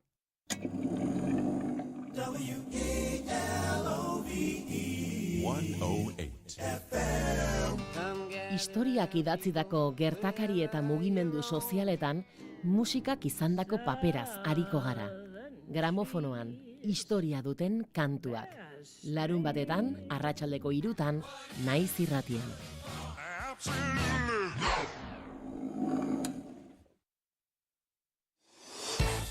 Jarraitu naiz irratia, sare sozialetan. Hartu zure mugikorra, tableta edo ordenagailua eta bilagaitzazu orain Twitter, Facebook zein podcast plataformetan.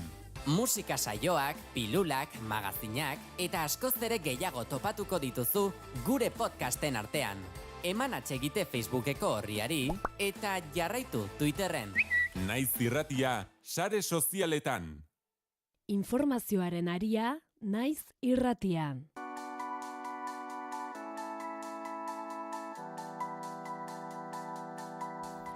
Goizeko 9:00 gutxi, aste honetan, gara egunkarian irakurri genuen inteligentzia artifizialaren botek murriztu egiten dutela pertsonek ezagutza askearekiko dugun sarbidea.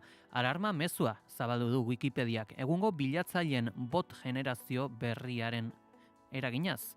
Gehiago jakiteko gurekin dugu, Galder González, Wikilaria, egunon. Egunon.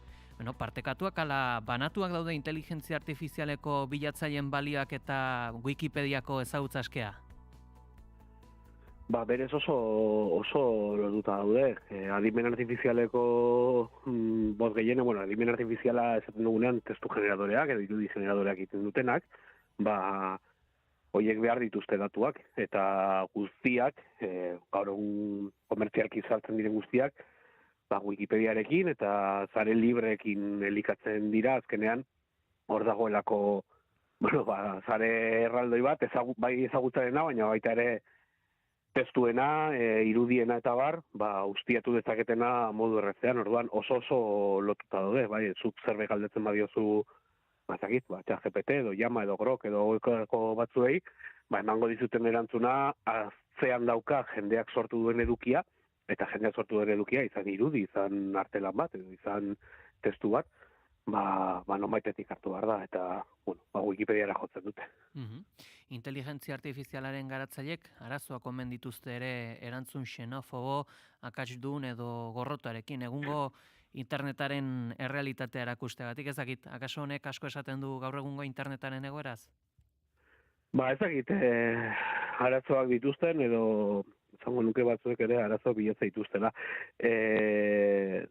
Azkenean jasotzen duzun testua da gakoa, bai, horregatik askok jotzen dute Wikipedia bezalakoetara edo testu zientifikoetara, bai, aldizkari zientifikoetako testuetara, azkenean bestelako ezagutza lortzeko, zainduagoa, jendeak landu duena eta neutralagoa dena.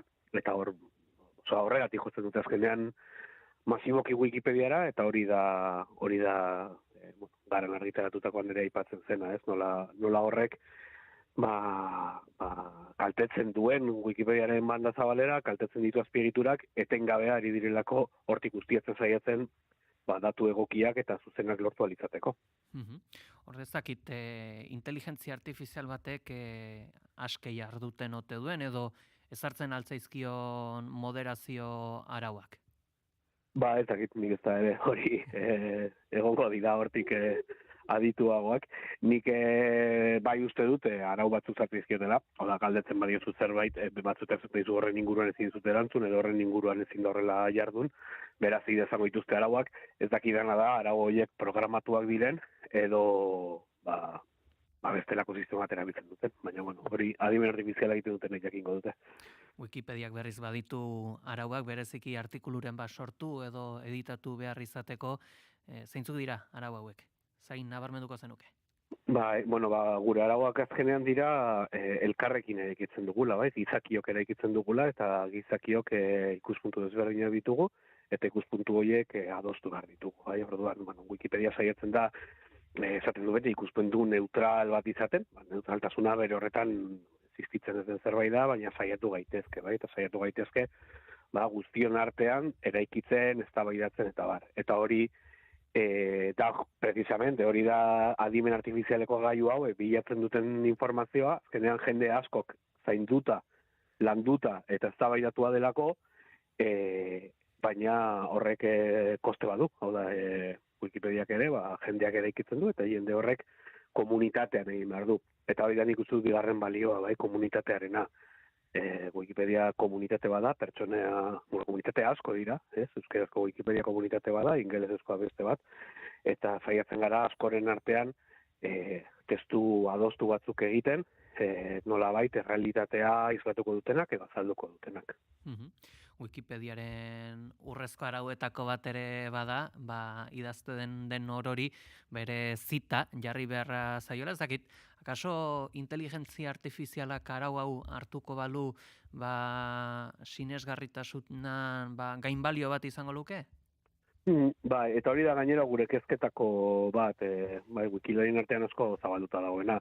Wikipedia saiatzen da, afirmazioak egiten dituenean, nondik atera dituen esaten, eta nondik atera dituen hori, izatea prestigiozko aldizkariak, liburuak, izagitezke egunkariak, aktualitatea jarraitzeko adibidez, baina gero hori ustiatzen duenean, adimen artifizialeko gailu batek, ez du aipatzen ez nondik atera den informazioa, hau da ez nondik atera duen gailuak, ez du esaten Wikipediatik lapurtu dut, eta hemen jartzen dizut, baina ez da ere Wikipediatik lapurtu dut eta Wikipediak hemendik ateratzen du, beste webune hauetatik ateratzen du.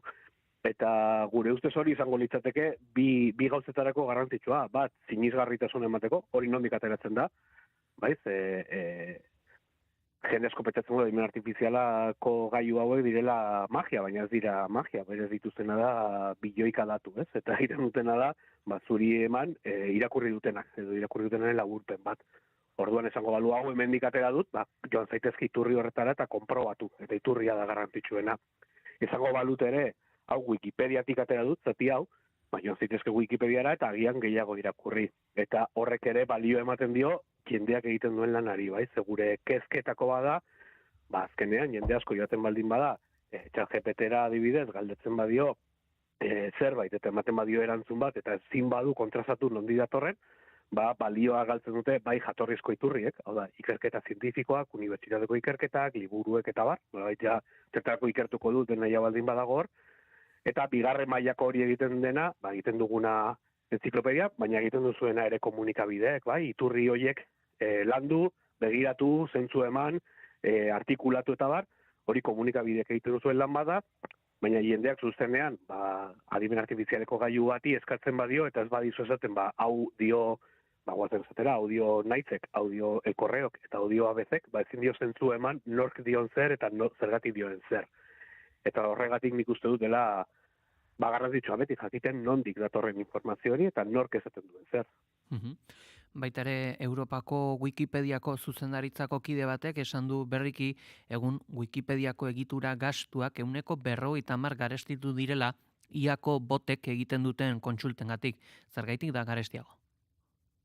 Bueno, Wikipedia doakoa da, baina azpiegitura ez da doakoa, azpiegitura materiala da, zerbitzari batzu daude, pertsona batzu daude, horri lan bat teknikoa egiten dutena, zerbitzariak mantentzeko, pentsa, adibidez, atzo, Leon Amalaugarrena, ite santu berria izendatu zutenean, Wikipedian dakidanez, atzo komentatu ziaten ez teknikari batzuek, inoizko errekorra gainitu zen, 700.000 bizita segunduko. Pentsa hori zer den. Eta horretarako, zerbitzari batzu daude. Zerbitzari horiek erantzun behar da, handitu behar dira, desbideratu behar dira, jende asko baldin badago zerbitzariaren parte batera, enrutatu behar da, hor lan tekniko bat dago. Jende pentsatzen du lainoa ez dela existitzen, baina lainoa bezen norbaiten ordenagailua da, eta kasu honetan zerbitzari bat, fizikoki leku ezberdinetan daudenak. Zerbitzari horri etengabe eskariak egiten badizkiozu, gupida gabe, zure bot bat lantzeko edo entrenatzeko, aritzara zerbitzari hori erabiltzen. Zerbitzari horrek elektrizitatea behar du, espazioa behar du, konexioak behar ditu, kableak behar ditu, eta horrek garestiagoa da, jende gehiago sartzen bada. Wikipedia doakoa da, baina eskatzen du diru bat urtero, zerbitzari horiek adibidez mantendu alizateko. Eta adimen artifizialeko hauek ari direna da, ez da inbeste testuak ez da inbeste okupatzen, da gehiago bertan dauden irudi guztiak, bideo guztiak, ari gara hitz egiten libre daudela Wikimedia Commonsen 120 milioi fitxategi, guztira Wikipediako proiektu guztien artean daude 600 milioi orrialde, eta horiek etengabe bizitatzen dituzte, trebatzeko. Eta etengabe esaten duanean ez da pertsona batek ingo duen etengabe, da makina batek egiten duen etengabea. Eta horrek gastu bat suposatzen du, gastu hori gainera gero, ez badizut ezaten hau Wikipediatik atera dut, beste norbait ari da azumitzen, pixkat parazito baten moduan egiten du lan hori, eta ustiak eta hundia egiteko, inongo araurik errespetatu gabe, edo baimenik eskatu gabe, eta hori da pixka bat kezka iturria, eta zuke patzen zu, matxiek aurrekoan komentatzen zuen gauzetako bat, ez, horrek gastu bat suposatzen duela, eta igual adostu beharko dela hori nola egiten den. Horri ikusi dugu ere, ustiak eta masibo horretarako ere Wikipediak sortu duela, Kaggle izeneko sistema, zer da hau? Kaggle, ez dute entzun, badauka Wikimedia Enterprise izeneko ekimen bat, Googleek adibidez eskatzen duzun datu bat, nola gertatzen zaizun hor eskuman, jakintza kuadro moduko bat, horrelakoak hori masiboki egiten denez, nola baita esateko Google, nik masiboki emango dizudan ez informazio hori, aportatu dirua hori mantentzeko. Ez dakidana da, beste sistemarik edo ezarri duten. Badakite urrengo urteko ekintza planean, ez da baiatzen ari dela, ea dagoen modu bat, akordio bat edo proposatzeko, enpresa handi hauei, beraiek ere asumitzeko gastuaren parte bat.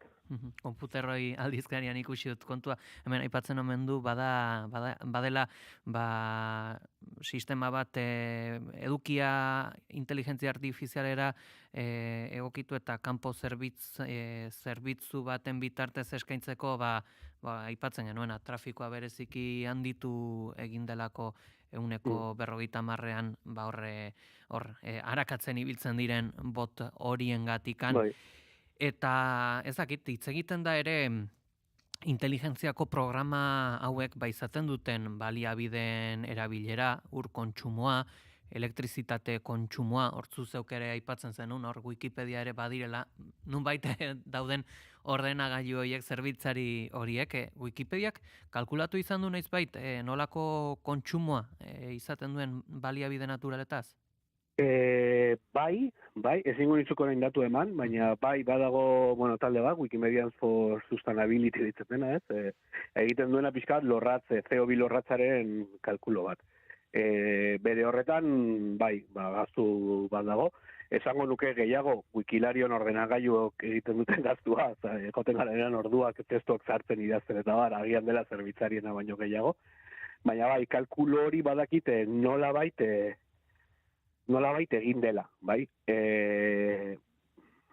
Bada egia, azken aldian, datuen erabilarekin, betez ere, hauek, adimen artifizialekoak, kezka hori sortu dela, ez hainbeste elektrizidadea, baizik eta zerbitzari erraldoi horiek freskatzeko behar den uraren kontsumoarekin, bai? Orain dela gutxi entzun genuen Aragoin nola dauden data center handi batzuk, eta ur kontsumo handia dutenak, eta, klaro, ari dira eremu desertiko eta ara joaten merkeagoa delako metro kuadro azkenean eraikitzeko eraiki handi bat, eta hori, konsumoa handia suposatzen duela. Interneteko orokorrean konsumoa suposatzen du, bai, askotan nahazten zaigu, baina guri irudi bat edo bideo bat iristeko gure gailura, hainbat zerbitzari jarri behar dira lanean, datuak eman behar dituztenak, konsumo energetiko bat daukana, eta hozteko ura behar dutenak, bai? Eta hori ere,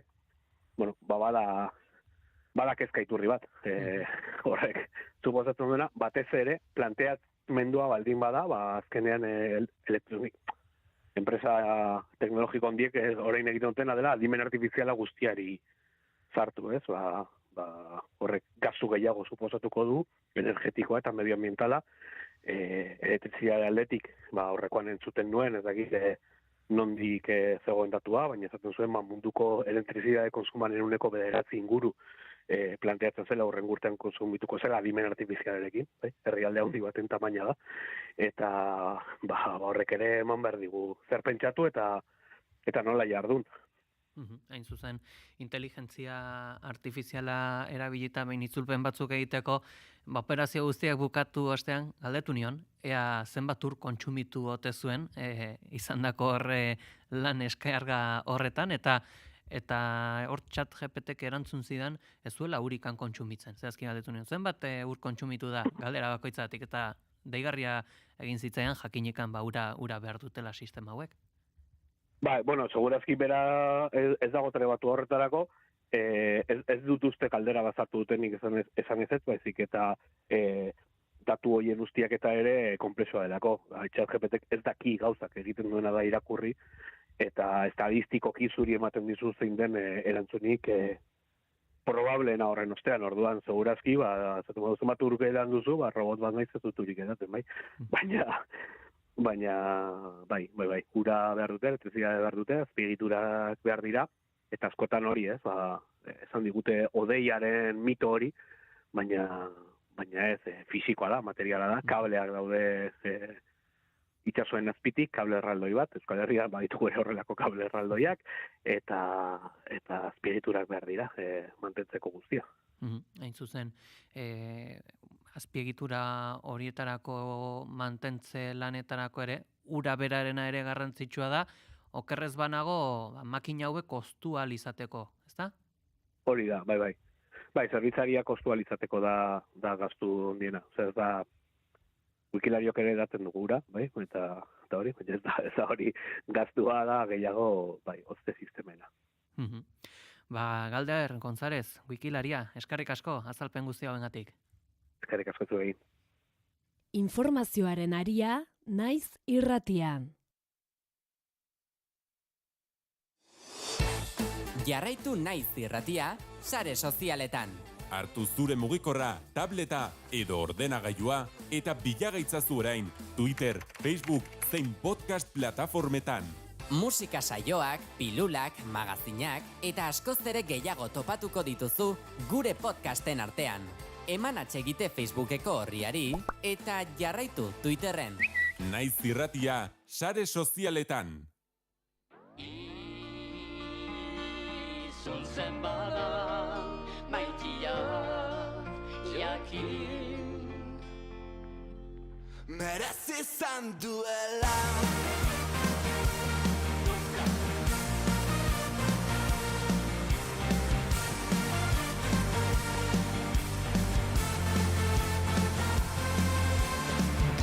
Oso bat borrokan, utxiaren kontra korrikak dordoka, atera punxa, litroka, emekiko azikatzen arroka. Ta zenbat gau egon garen, zeru ardi galdetzen jakin gabe, erantzuniko teten. Ta galdetzen hasi aurretik, zergaitik jarraitu honekin, gokoratu eraiki duguna, gure maitasunarekin. Ta muga hotxen gainetik, urrengo dantzazurekin, ospatu dezagun maitia, berriz gaudela elgarrekin.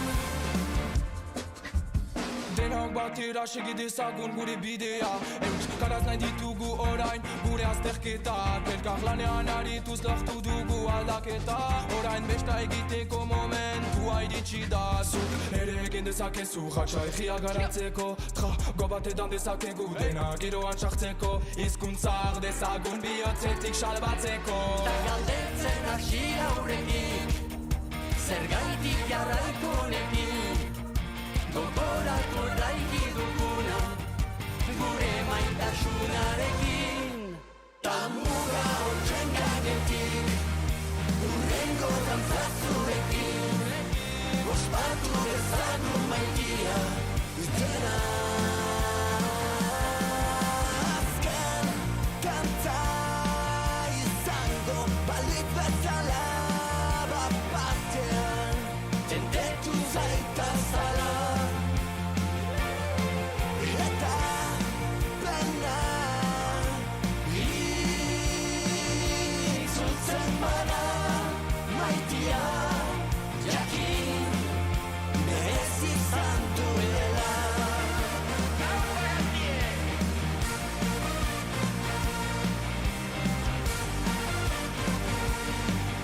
Berriz gaudela elgarrekin, ta muga hotxen gainetik, urrengo dantzazurekin, ospatu dezagun maitia, berriz gaudela elgarrekin.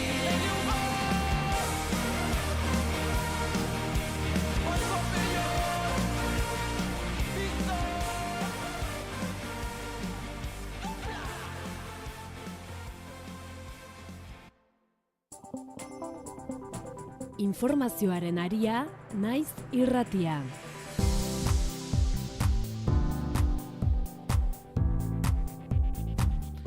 Goitzeko bederatziak Leon 14. aitasatuak ostiral goizonetan jarriko du martxan bere agenda kardinalekin Kapera Sistinoan egingo duen mezarekin. Oraingoz ez da jakitera eman noiz izango den aita santutzaren lehenbiziko meza. Salva Badila, egunon.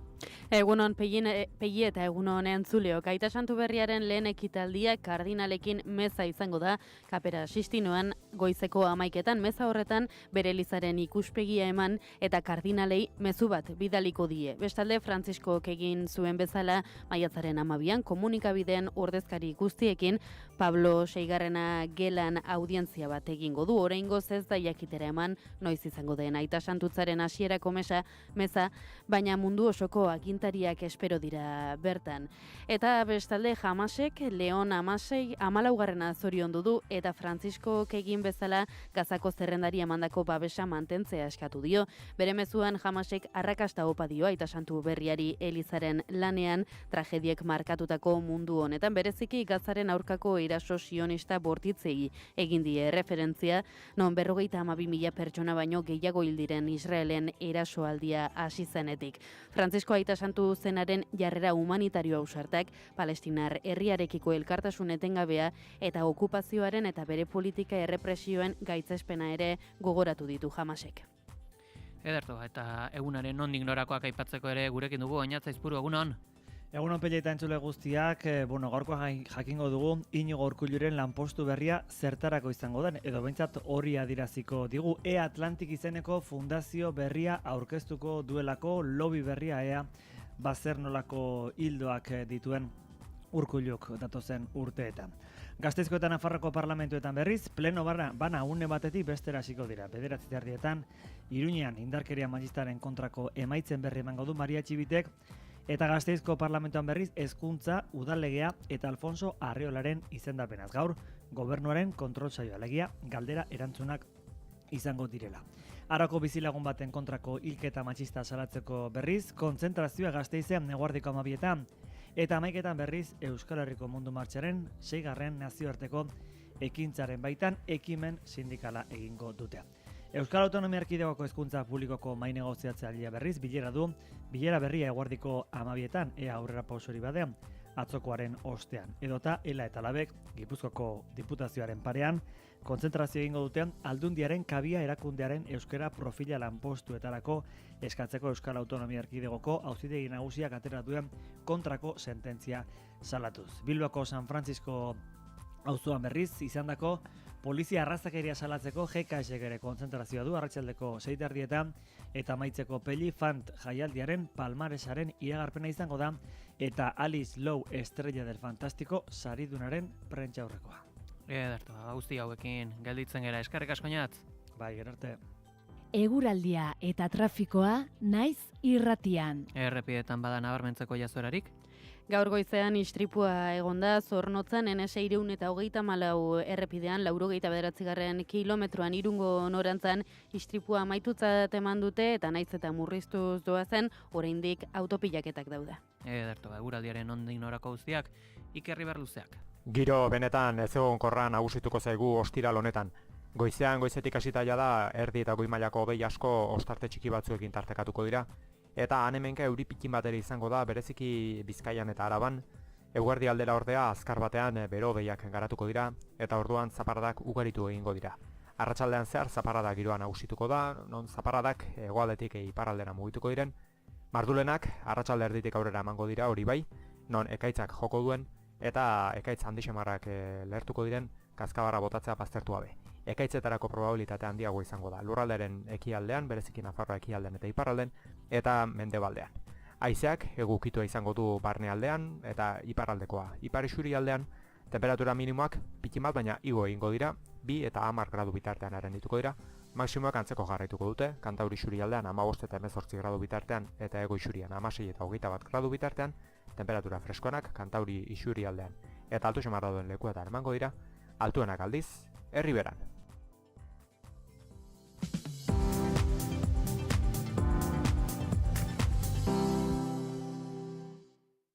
Erri urratx maiatzaren 11 senpereko aintziran. Ezpalak Olatz Salvador, Kukai, Suni, Dupla, Maskak, Ingot, Pontxpailazua, Mirabe, Pielete, Tokiko Gunea eta askoz gehiago. Maiatzaren 11 denok senperera, denok erri urratxera. Eman sustengoa sehaskari, setasun guztiak erriurratx.eus webgunean. Euskotrenek jakinarazten du. Benetako lurruntren batean bidaiatu nahi duzu, zatoz Azpeitiko Euskotren Museora. Irterak larunbat igande eta jaiegunetan astelenetan izan ezik. Gozatu familian bidaia astezin batez. Informazio gehiago museo.euskotren.eus. Egin bat mugikortasun jasangarriarekin. Euskotren, Eusko Jaurlaritza.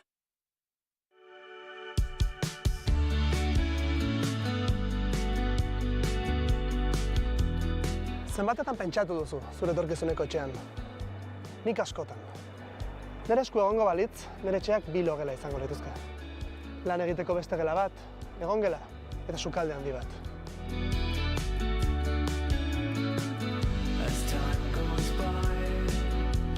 Baina egoera latza da, etxe bizitzari dagokienez.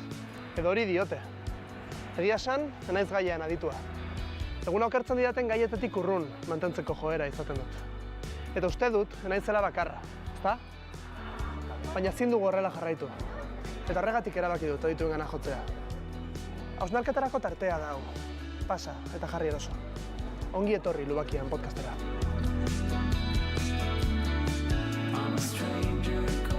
Bigarren kafearen eskutik, Lubakian podcasta. Naiz irratia. Informazioaren aria, naiz irratian.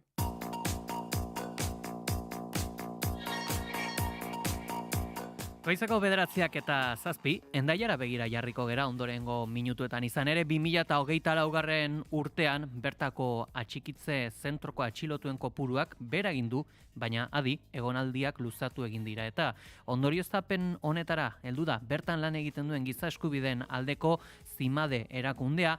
Alaber, Zimat bezalako erakunden lana arriskuan dago. Estatu frantseseko senatuan aurkezturiko lege proiektu batek halako taldeen jarduna murriztu dezake. Maite Etxeberri, Zimadeko kide elkarrizketatu dute Antxeta irratian. Hendaiako zentroa da Ipar Euskal Herrian dagoen paperak ez dituzten pertsonen atxikitze zentro bakarra. 30 pertsonentzako lekua du.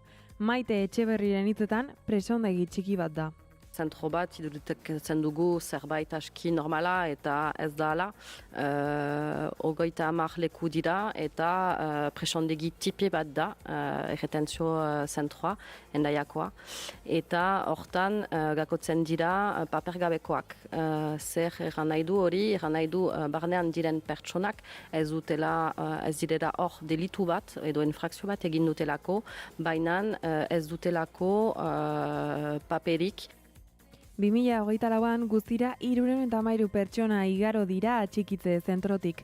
Aurreko urteko 350 aldean gutxiago dira, baina egonaldiak luzeagoak izan dira, 30 egun bataz beste.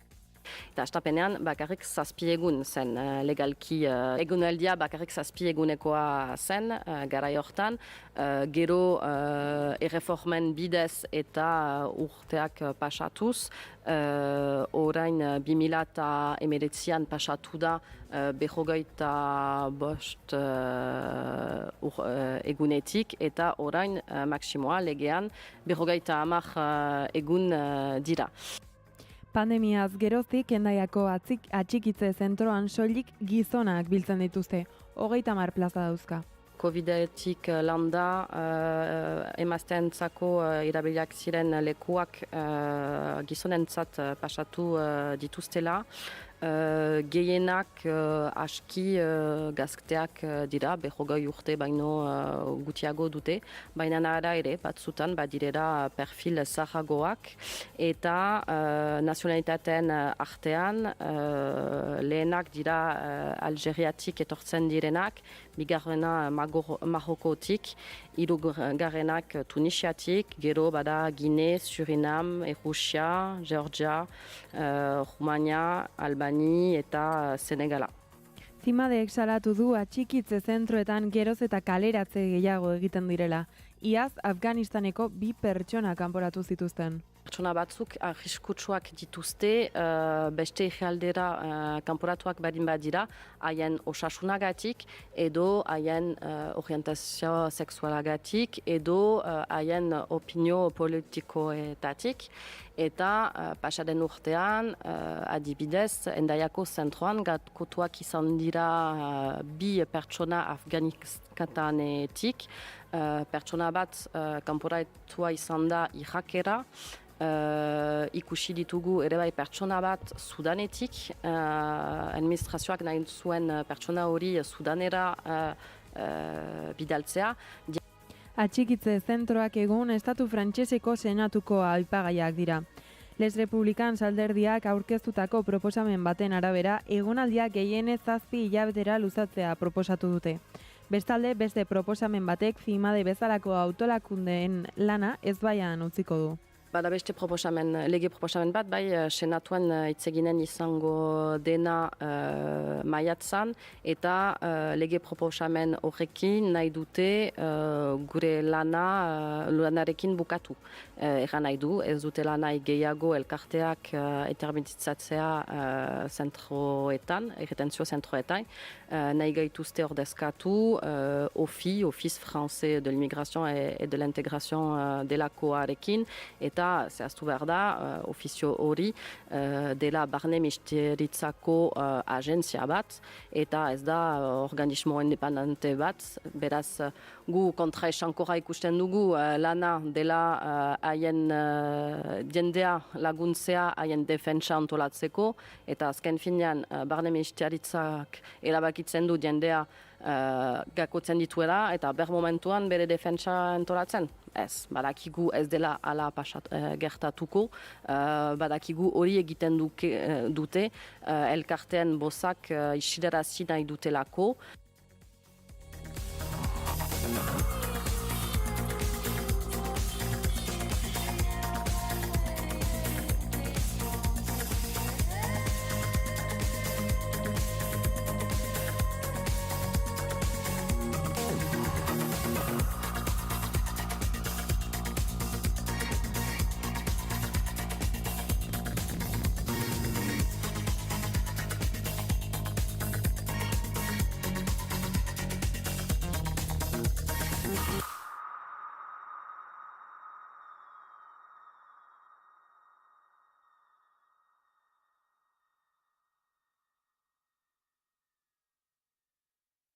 Informazioaren aria, naiz irratian.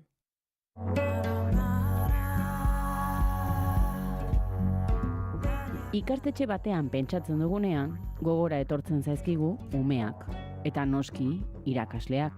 Baina eskoletan ere badago beste ofizio bat, premiazkoa dena gainera, atezaina. Egunerokoan, eskola osotik ibiltzen dira, harremana dute ikasleekin, irakasleekin, eta gurasoekin noski. Sarriguren herriko Hermana Zurizpi eskola publikoan adibidez, atezainak fotokopia asko egiten ditu egunero.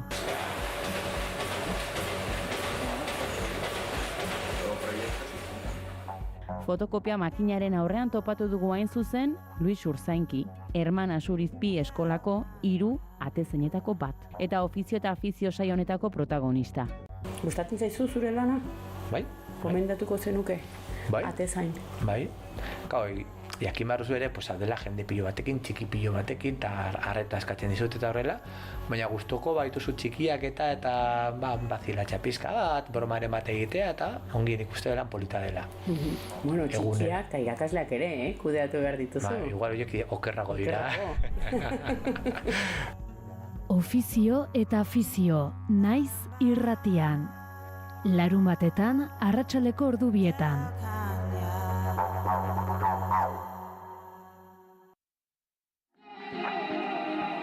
Maite ditugu asteburuak. Egunak berandu hasi eta beranduago amaitzen direlako besteak beste. Larun bat eta igandeetan goizeko 9:00 aurrera asteburuko aria. Naiz irratia.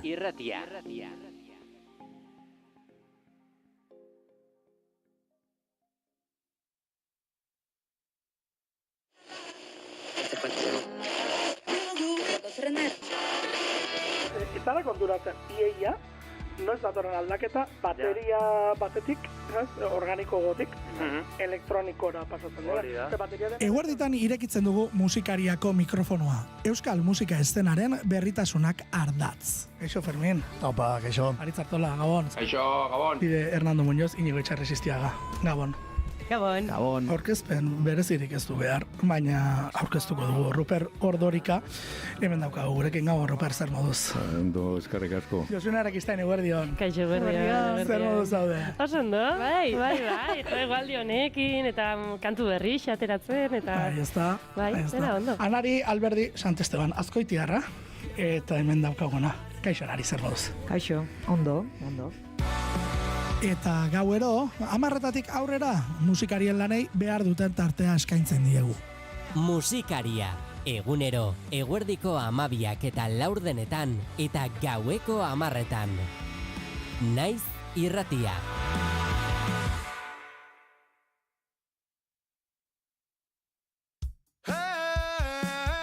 Naiz irratiko 50. Euskal musikan berriena.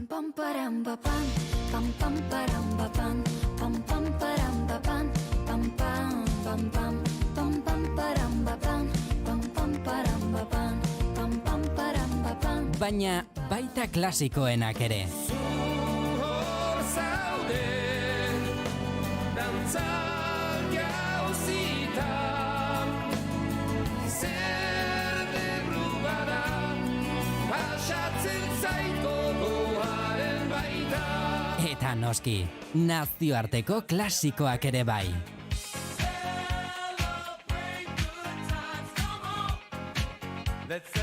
Gozatu nagusiki gure musikaz. Baina baita nazioartekoaz ere. Gozatu musikaz. Gozatu Naiz irratiko 50.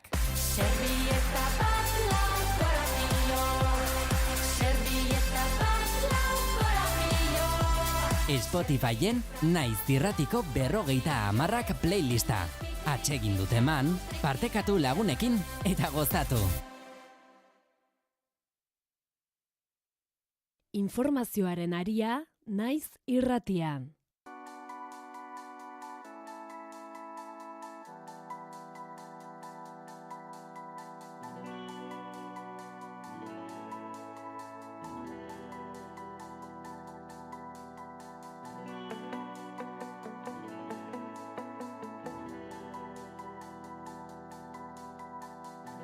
Goizago, 9 eta 18, Donostiako EH Bilduk turismoak birpentsatzen Donostiak muga duelako jardunaldi antolatu du turismoaren bideragarritasunaz hausnartzeko maiatzak 12 eta 13 artean gehiago jakiteko gurekin dugu Markel Ormazabal, Donostiako EH Bilduko zinegotzia, egunon? Egunon guztiei. Bueno, igaro da aste santua, Markel, nola joan dira egun hauek turismoaren prismatik?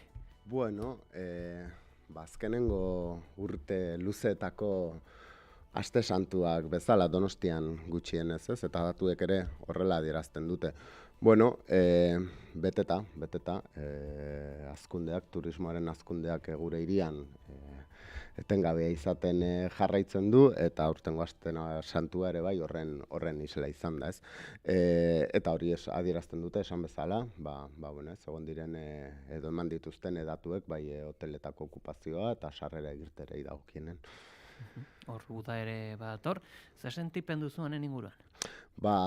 Esango nukeia hiri Donostian aspaldikoa dela ere kontua, badago horrelako sentsazio bat ondo errotua, eta da, oporraldiak etortzen direnen, izan aste santua, izan udara, bueno, ez, horrelako atentzio berezi batekin edo jartzen dira donostiarrak, eta ez da gutxiagorako, ez? Esan behar da, oporraldi garaia Donostian ez dela soilik ohiko oporraldietara mugatzen, baizik eta kasi urte guztian zehar zabaldu den baholde badela turismoarena, baina bereziki udara iristerakoan, hori ez, arretapizten zaie donostiarrei, eta gero eta gehiago entzuten dituzu komentarioak, bueno ez, berriro udara datorkigu, eta aber zer egiten dugun aurtengoan, ez. Arraintzutzen, hausnarketa horrekin edo zer egiten dugu horren bueltan pentsatzen dut ere, proposatu duzuela bi jardunaldiko kongresutxoa edo ez dakit aipatzearren, jakin dugu zer espero duzuen jardunaldi hau eta zer lortu nahi da? Bai, uste dugu turismoaz asko hitz egiten dela, baina ez ordea pentsatu, bai?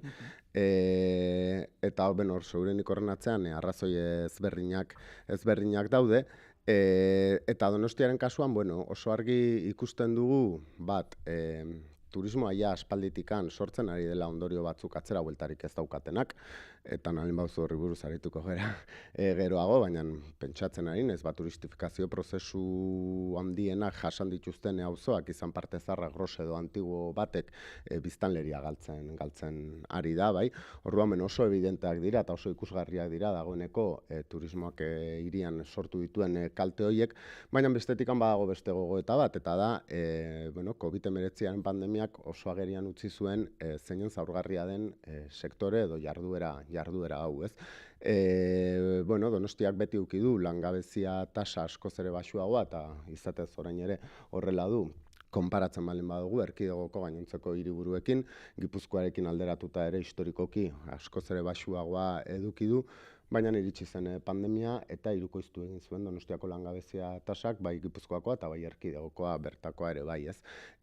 Ondorengo rekuperazioa deitu zitzaion horretan ere, turismoko sektoreko lanpostuen galera askoz ere handiagoa izan zen, fijoak soilik 10-tik bat zirelako, ez. Orduan, uste genuen, edo pentsatu nahi izan genuen, kontestu horretan, beharrezkoa zela, Donostiaren etorkizuna ondo bidean jartzeari begira, turismoaren inguruko gogoeta bat egitea, eta etzen egin. Krisi hortetik atera gera edo ateratzen ahalegindu dira, zu berdinera egur gehiago botatzen, eta honek gure ustez areta premiazkoa egiten du gogoeta kolektibo bat, zalantzan jartzea gaur egun indarrean dagoen turismo eredua, batez ere agortze zantzu batzuk eta antzematen ari direlako, bai? Eta honek, etorkizunari begira hiria prestatu behar duelako. Orduan, gogoeta kolektibo horren parte edo ekarpen bezala proposatu ditugu aurtengo bi jardunaldi hauek. Justu errekuperazio horretan, behin-behinekotasun horretan, postu finko horietan pentsatzen dut horrek justifikatzen duela mai ingurua, LAB, SK, Komisiones Obreras, UGT eta CNT-ko kiden artean, ez da? Bai, hor badago, mantra bat urteetan zehar erabili izan dena, eta da turismoak aberastasuna dakar, ez? Eta turismoak lanpostuak sortzen ditu. Donostiako udalaren arabera, turismoak hiriko barne produktu gordinari egiten dion ekorpena 14%koa da, ez? Eta gainera sortzen omen ditu 15.000 lanpostu, bai? Hala eta guztiz, Donostiarrei galdetu ezkero, Donostiarren 80%ak uste du turismoak inoiz ez diola ekarpenik edo onik sortu, ez? Orduan hor zerbaitek huts egin du. Eta zerbaitek huts egin du, eta itzultzen naiz hasierakora, uste dugu turismoa asko hitz egin dela, baina termino desegokietan, eta gutxi pentsatu, galdera dagoeneko ez delako turismoak aberastasuna edo lanpostua sortzen ditun, ze hori jakin badakigu horrela dela, galdera da nola banatzen den errenta hori eta zen nolako lanpostuak sortzen ditun, ez? Eta hori da azkenean gure ustez egiazko galderak, eta hori da benetan turismo jasangarri eta benetan orekatu bat izaten nahi baldin badugu aintzat hartu beharrekoa hiri honetan. Inoiz planteatu ez diren galderak, berriro diot, mantra bat bezala zabaldu delako aberastasunaren eta lanaren kontu hau, eta hori kritikan edo zalantzan jartzen zuenari egurra eman zaiolako, ez? Eta orain egiten dugu gogoeta hori, edo bestela oso berandu ibiliko gara. Orduan bai, lehenengo aldiz gure asmoa bazen ere sindikatuak norbere hitzarmen kolektibotako borroketatik harago Donostia eta turismoaz pentsatzen jartzea. Eta horretara dator, hain zuzen, lehenengo eguneko sindikatuen solasaldi hori.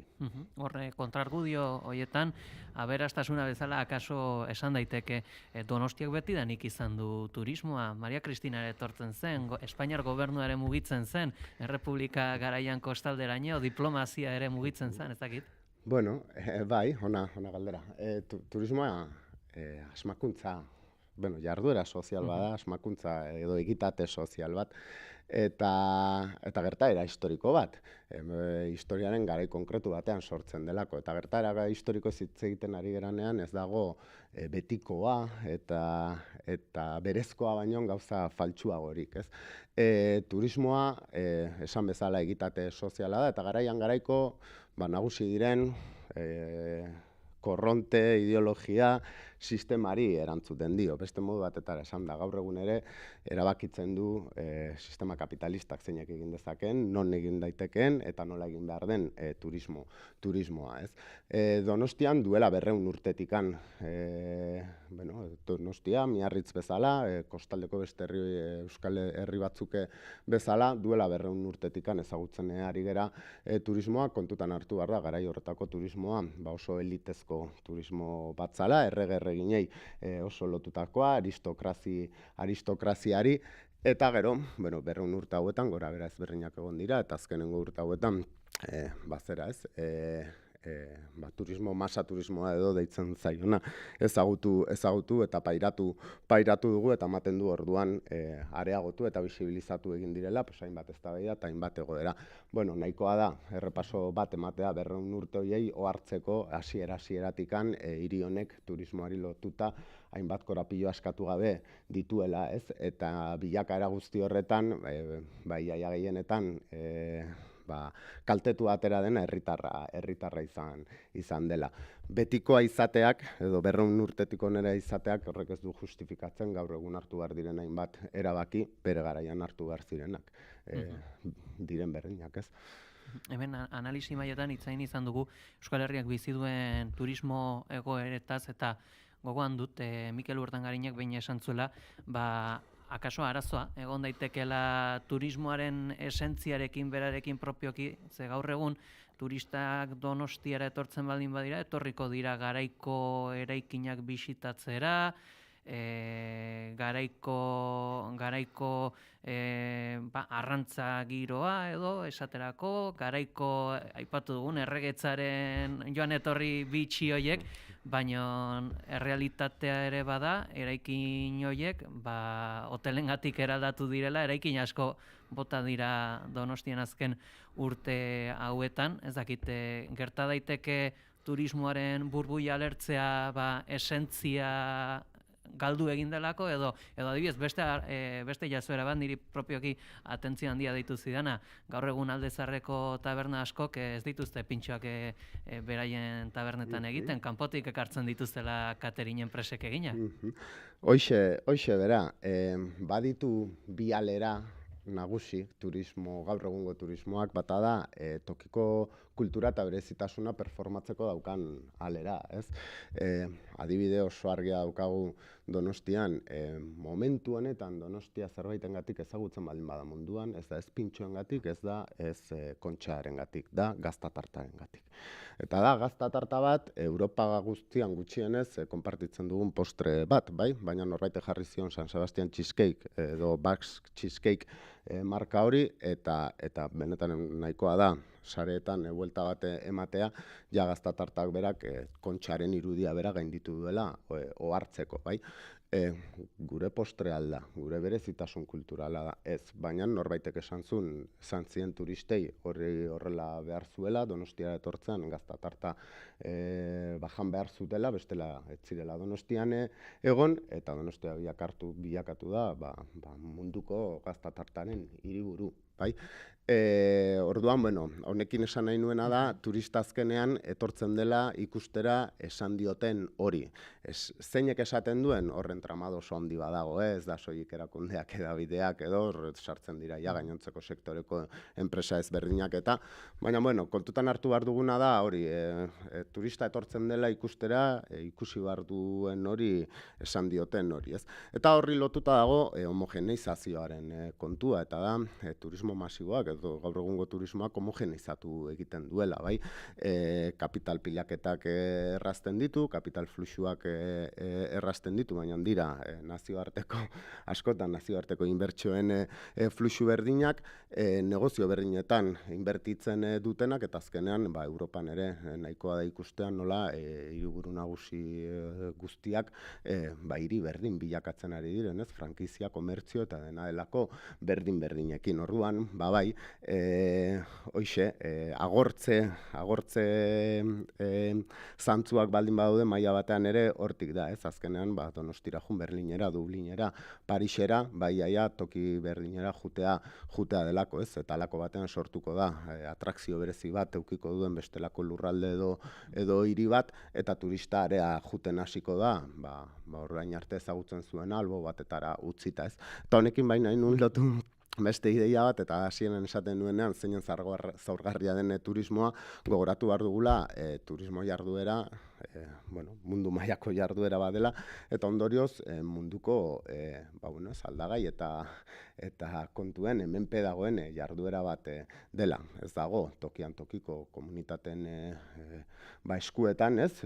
Bestelako jarduera ekonomiko batzuk izan daitezken bezala, eta ondorioz zaurgarri bilakatzen duena tokiko komunitatea bera ere bai, ez?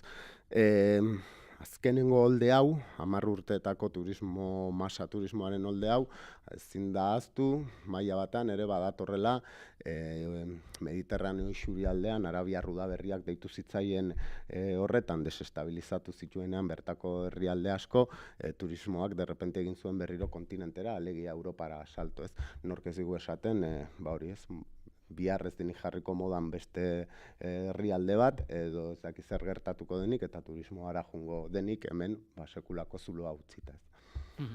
Horre, baita ere, Xabi Minguez, psikologoa, izango da jardunaldi hauetan, Donostiaren eta bere auzoen karga turistikorako gaitasuna hitzaldian, ikusi dugu, ikerketa bat ere eginda dela Donostiako turismoaren pertzepzioen buelta, baina arreta deitu digu, psikologo bat gonbidatu izan ez dakit, esan ditek ere agian turismoak gaixotu dezakela, eta hau bereziki diot bizilagunen egoerei begira.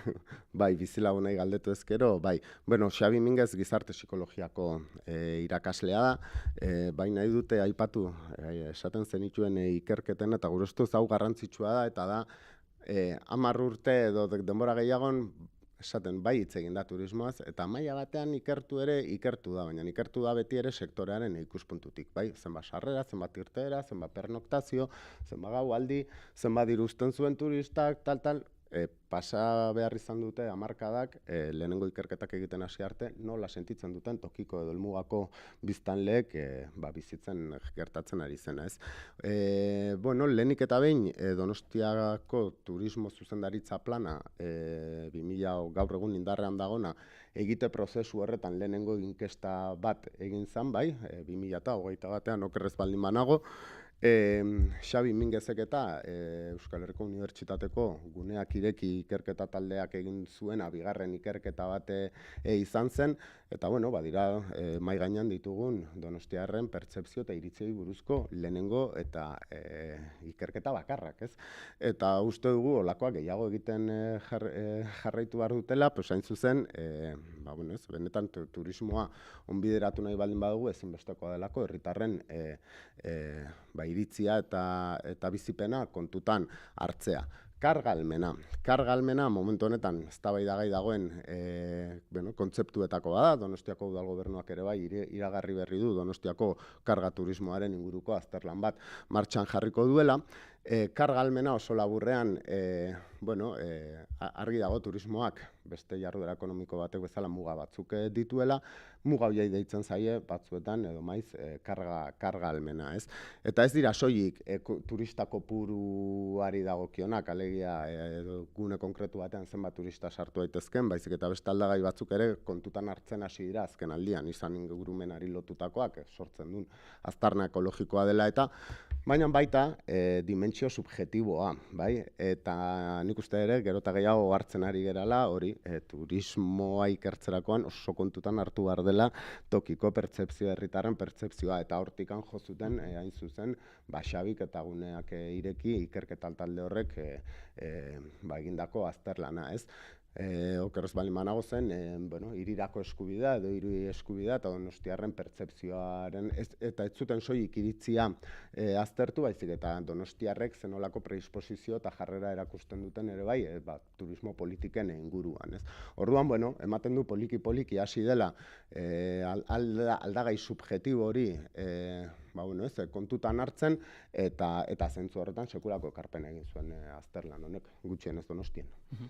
Donostiak lurralde zabala dauka, 60 kilometro karratu, eta ezakit, zentzu honetan badago Donostian arrakala eremu ezberdinen artean turismoaren eraginez? Bai, erabatekoa, eta bitu, hiri txikia garela.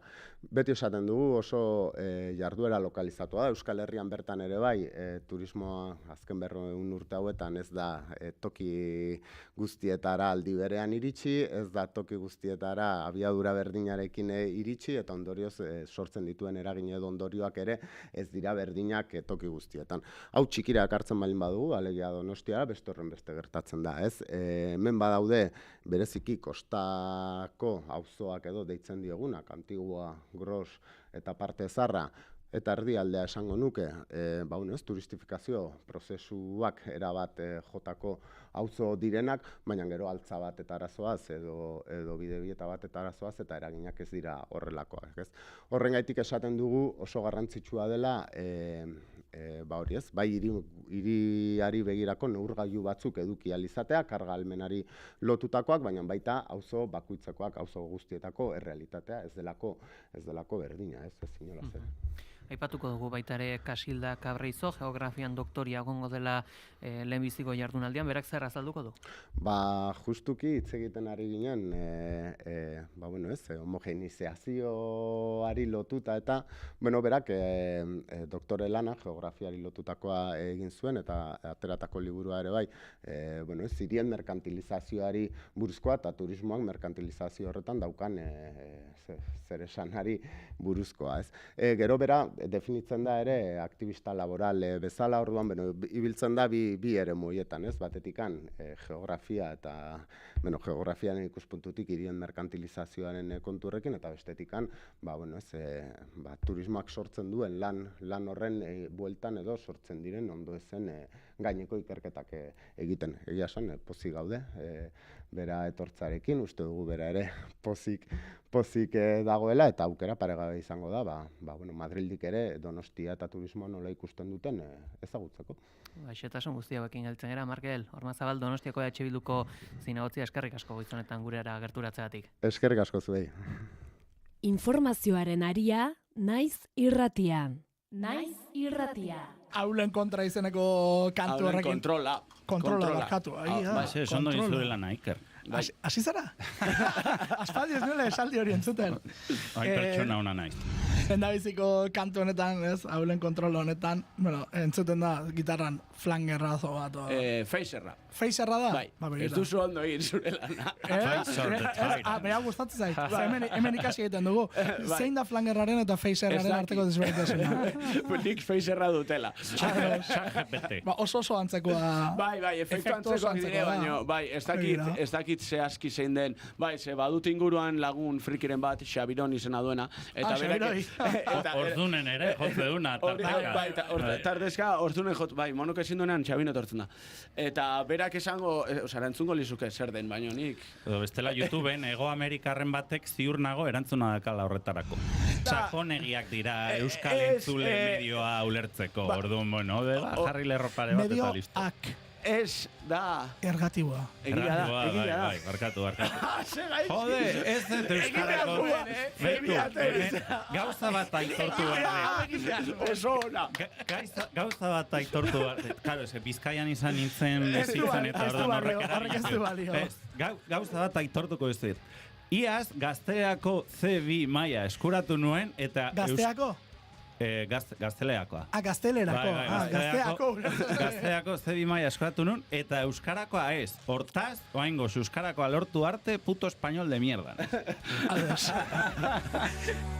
Naiz Irratian hitz egiteko entzun egiten dugu.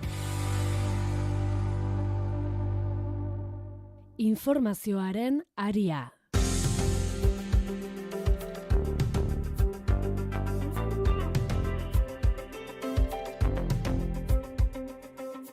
Euskal Herriko gazte eta ezain gazte askorentzat etxe bizitza eskuratzea eta gurasoen etxetik alde egitea amets zaila bihurtu da. 20 eta 34 urte bitarteko 10 gaztetik 4 baino ez dira emantzipatuak Hego Euskal Herrian, eta emantzipatzeko batez besteko adina 29 urte terdikoa da. Esaterako, Fotokasa enpresak egindako ikerketa baten arabera, Donostian gela bat alokatzeak 496 euro balio du bataz beste, eta etxe bat erostea ez dago poltsiko guztien eskuetan. Han eta hemen ari dira neurriak hartzen, izan ere emantzipaziorako diru laguntzak edo alokairu igoera muga gune tentsionatuen izendatzeak. Gaiari helduko diogu aurrerantzean Naiz Irratian, etxe bizitzaren Lubakian podcastarekin. Hauxe duzue, lehenbiziko kapituluaren hasiera.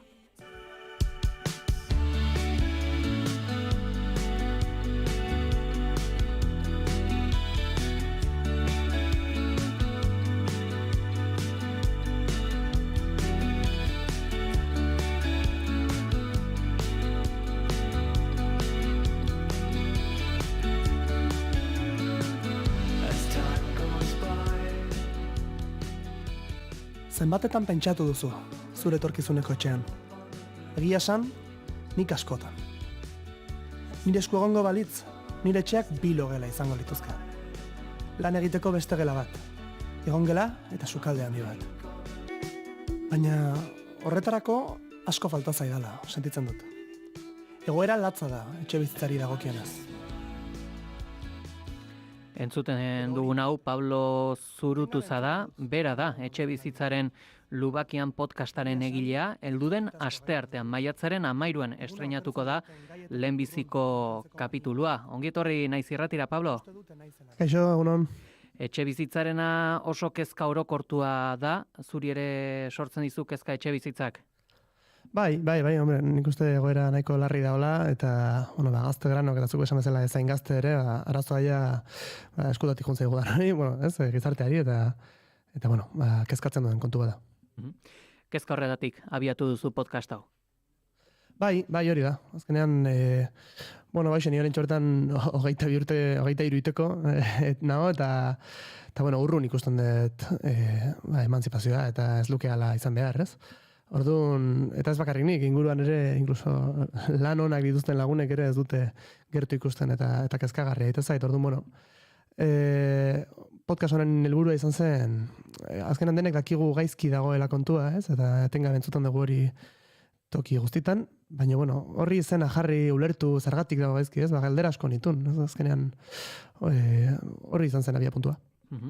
Aipatu duzu, 22 urte dauzkazu, zure inguruaren egoera zein da, edo zure egoera zein da, alokairuan zaude zure ingurua, gurasoen etxean bizitzen, zein da egoera? Ni nire kasuan, gurasoen etxean bizitzen, eta nire kuadrillaren gehiengoa ere lagun batzuk hasi dira, ez, pixkanaka etxetik ateratzen, eta alokairura joaten, baina, azkenean, adibidez, ez dira proiektu, ez, epe luzeko proiektuak normalean, izaten dira lagunekin joatea, edo azkenean lehen irtera bat. Orduan, horregatik, bestik gabe horregatik. Etxe bizitzaren Lubakian podcasta burutzerakoan, norengan pentsatu duzu? Gu bezalako gazte, eta ni, beti lehenengo saioan, ez, aurkezten da, eta promoan, nien naiz aditua kontuan, hori zen abia puntua, ez, aditua ez geran ontzat, podcast bat eraikitzea. Azkenean, uste kontu hau, komplejo hauek beti adituen esparruan uzten direla, eta hor gabiltzala besteak, ez, inguruan esaten, ez gaizki dagoen asuntoa, baina zergatik. Zergatik hau gaizkita, zer egin daiteke, ez? Edo zer gertatu beharko litzateke, hau obera joan dadin. Eta, hortik. Guztira 5 kapitulu dauzka podcast honek, gai monografiko bat atal bakoitzeko aditu batekin, zeintzuk dira etxe bizitzaren Lubakiko gonbidatuak? Lehen saioan, Jonander Agirre Mikelez, arkitekto donostiarra ekarri genuen, eta, adibidez, azkenean bai planteatu genuena, izan zen, 5 saio hauetan, zerotik hasi eta algenun urrutien iristea, ez? Etxea definitzen, lehen saioan, pixkat, nondik dator etxaren historia, ez oso era txaposoan, baina, oso, pixkat, saio erdi filosofikoa galditut zaigun, ez? Eta, zer izan beharko luke etxea, ze tamaina izan beharko luke etxe batek, eta horrelako kontuekin hasi ginen, eta pixkanaka hasi ginen, bigarren saioan Unai Fernandez de Betoño, EHUko arkitekturako irakasleak harri genuen, politikan izandakoa ere, eta ja, politikaren gaia sartu genuen tartetik. Hirugarren saioan Azet etxebizitza sindikatua gonbidatu genuen, Bilboko etxebizitza sindikatua. Bertatik Ane Salvador, berarekin gelitu ginen, etxebizitza sindikatu bat zer den, ez? Azken urteetan, kontzeptu hori, gerozta gehiago entzuten da, manifestazioak eta direla eta. Laugarren saioan gune tentsionatuen inguruan hitz egin genuen Aizpea Otaegirekin, Errenteriko alkatea den Aizpea Otaegirekin, eta azken saioan, bosgarren saioan, etxebizitza sailburua den Denis Itxasorekin bildu ginen. Gonbidatu sorta ederra, baina lehenbizikoa maiatzaren 13an entzungo dugu. Esan duzu, Joan Ander, Agirre arkitektoa izango duzula zure saioan. Zakit, ark esandako zerbaitek atentzioa ditu dizu edo izan duzu, elkarrizketaren ostean zer pentsatua? Bai, nik uste gainera, badela, duela gutxi, duela hilabete batzuk grabatu izan zen saio hori, eta duela gutxi, urduritasunak eta izan zeudela, entzun nuen berriro lehen saioa. Eta, pozten ninduen ikusteak gertatu behar zen hori gertatu zela. Hau da, lehen saioan 0 nekien gaiaren inguruan, eta orain gaur egun, 5 aditurekin bildu ondoren, gehiago ulertzen dut, ez? Eta politez iruditzen hasierako inozentzia hori, eta, ez jakintasun guzti hori. Orain ere ez naiz aditua, ez? Baina, behintzat baditut helduleku gehiago. Zentzu horretan ere, konbidatu bakoitzari galdetzen diozu, ea beraiek txikitan nola marrazten zuten beraien etxea, baina jakin dugu, ez dakit, saioa egiten hasi zinenetik eta saioa amaitu bitartean zure marrazki hori eraldatzen joan da? Bai, hasieran denek erantzuten dute, denek berdina, ez? Denek erantzungo genuken hori, betiko etxe unifamiliar, bi lehioko eta goiko desbaneko lehio horrekin, ez? Baina, azkenean, kuriosoa zen ikuste arkitektoek adibidez planoan marrazten zutela gaur egun, ez dakit, politikariek beste modu batean marrazten zuela, niri ere, ez dakit, aldatzen joan den. Portada egiterakoan egia esan txikitako egin dut. Baina, esan barra dago ere, ez naizela bakarrik ibili zorionez, nik ere podcasta erekitzeko, nire lagun arkitektoa den Iker dela Ozekin bildu nintzen, eta galdera honen ideia berea izan zen. Adi, egongo erantzun guztietara, esan dugu, maiatzaren 13tik aurrera, etxe bizitzaren lubakian podcasta izango dugu gurean, Pablo Zurutuzarekin. Eskerrik asko. Zuri epeli. Kirolak poza ekarri ohi du maiz. Baina gaztitik ere badu. Kirolarian denak hartzen ditugu egunero. Astelenetik ostiralera, arratsaldeko 3:00 aurrera, Jon Garateren eskutik, Kirolaria. Naiz irratia.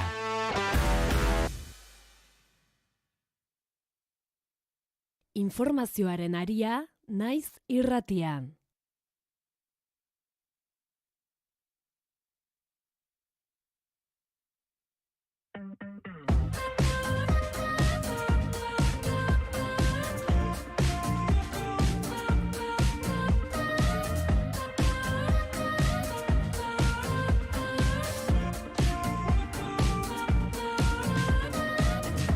Minutu goizeko 10 gutxi izan daitezen. Ez dago akordiorik hezkuntzako mahai sektorialean, Begoña Pedrosaren azken proposamena baztertu egin dute sindikatuek eta gaur bertan beste proposamen bat ere egongo dela iragarri dute. Gainera, helduden asteko krebei eutsiko dietela aurreratu dute sindikatuek. Gurekin dugu gehiago jakiteko. Miren Zubizarreta, Ela sindikatuko hezkuntza arloko arduraduna. Egunon. Egunon. Zer moduz joan zen atzoko bilera? Atzoko bilera guretzat izan zen tamalgarria esango genuke, ez? Hezkuntza sailaren berririk ez dugu izan apirilaren 9-tik, apirilaren 9an jaso genuen azken, proposamena, eta hilabete ondoren, bilera batera deitu gintuen, 4 ordu lehenago bidali zigun, proposamen bat, eta bidalitako, proposamena, apirilak 9ko proposamenarekiko, ez zuen inolako aurrera pausorik eta inkluso gairen batean atzera pausuak ere planteatu zizkigun. Zergaitik hilabete horretan ez da zer egin? Hori hezkuntza sailari galdetu beharko litzaioke. hori da guk ere, bueno, galdetzen dioguna eta salatzen duguna, ez? Beti gaudela greba bezperetan, proposamenik aldez aurretik, ez jaso gabe, eta, negoziak eta efektibo bat aurrera eramateko, baldintzarik ez duela sortzen ez saiak, ez? Eta horrek, ez ditu gauza errazten, eta eramaten zaitu pentsatzera, edukiak jorratu baino gehiago jokatzen duela hezkuntza sailak, ez greba desakilatzera. Horrek gaurko honetarako berriz beste proposamen bat espero da, zer espero duzue? Proposamena atzo gaueko 3:00 bidali ziguten, eta, gaur goizean aztertzen ari gara proposamena, baina lehen da biziko balorazio batean, guk ikusten duguna da, grebetan eta grebalariek aldarrikatu dituzten eta hezkuntza komunitatea eskatzen ari den nagusiak diren eskaera batzuk ez daudela jasota, ez?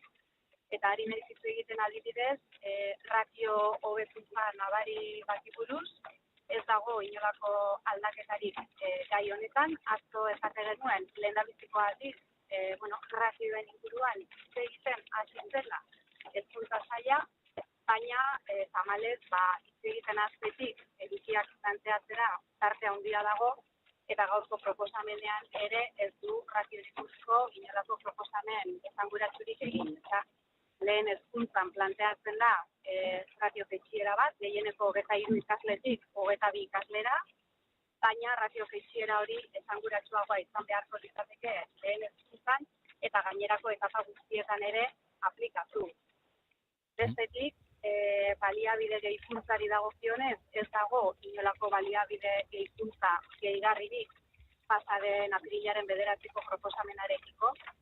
Gaur egun mahai gainean dagoenak gutxi gora bera 1% giza baliabide gehizkuntza bat suposatzen du bakarrik.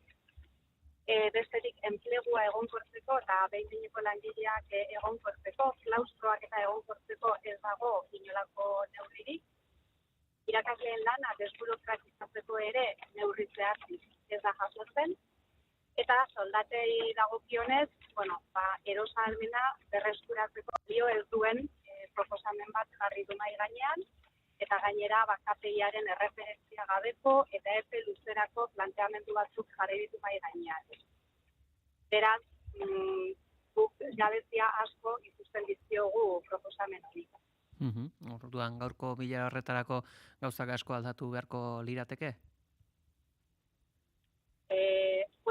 Gure aldetik, bai, egiten dugun balorazioa hori da, grebara deitu ditugu irakasleak aldarrikapen horien baitan. Uste dugu grebek eta mobilizazioek izan duten babesak argi erakusten duela, irakasleek behar horiek ikusten dituztela, eta behar horiek erantzunik ez duten heinean, gure aldetik bai beharko luketela hobekuntza nabariak proposamen hauen bai. Egun bizi den egoerak edo heldu den asteko grebak ere kezka sortu du irakasle eta gurasoen artean? Bai, noski. Grebak inork ez ditu grebak egin nahi. Baina, ez digu hezkuntza sailak irtenbide askori ikusten, ez bere egiteko portuekin, eta planteatzen dituen edukiekin ere bederatzi greba egun ondoren. Horre, hain zuzen ere, kritikatua izan dena ere bada azken proposamena, edabidetan zabaldu izana zuei helarazi baino lehenago ezakitze gertatu zen. Zuek ere prentsaurrekotik jakintzen uten zer proposatzen zuen hezkuntza sailak? Eta honi buruz hitz egin zenuten atzoko bileran? Bai, salatu genuen, horiek ez direla formak, negoziazio emankor bat, gauzatu nahi bat bada, baina guk momentu honetan formetatik haratago ez direla egokienak eta salatzen ditugula, noski, edukietan jarri nahi dugu jokoa, ez da. eta uste dugu momentu honetan arazoa hor dagoela. Momentu honetan arazoa formetan baino gehiago eta moduetan baino gehiago dago edukietan, eta uste dugu forma horiek erabiltzeak edukirik ez izateari erantzuten diola hain zuzen. Hor, irakasle askorekin ere hitz egin da, ez dakit, eta lan gatazka honen baitan ere beste arrazoietako bat ez dakit izango te den, pandemia pasata zailagoa da irakasleren lana?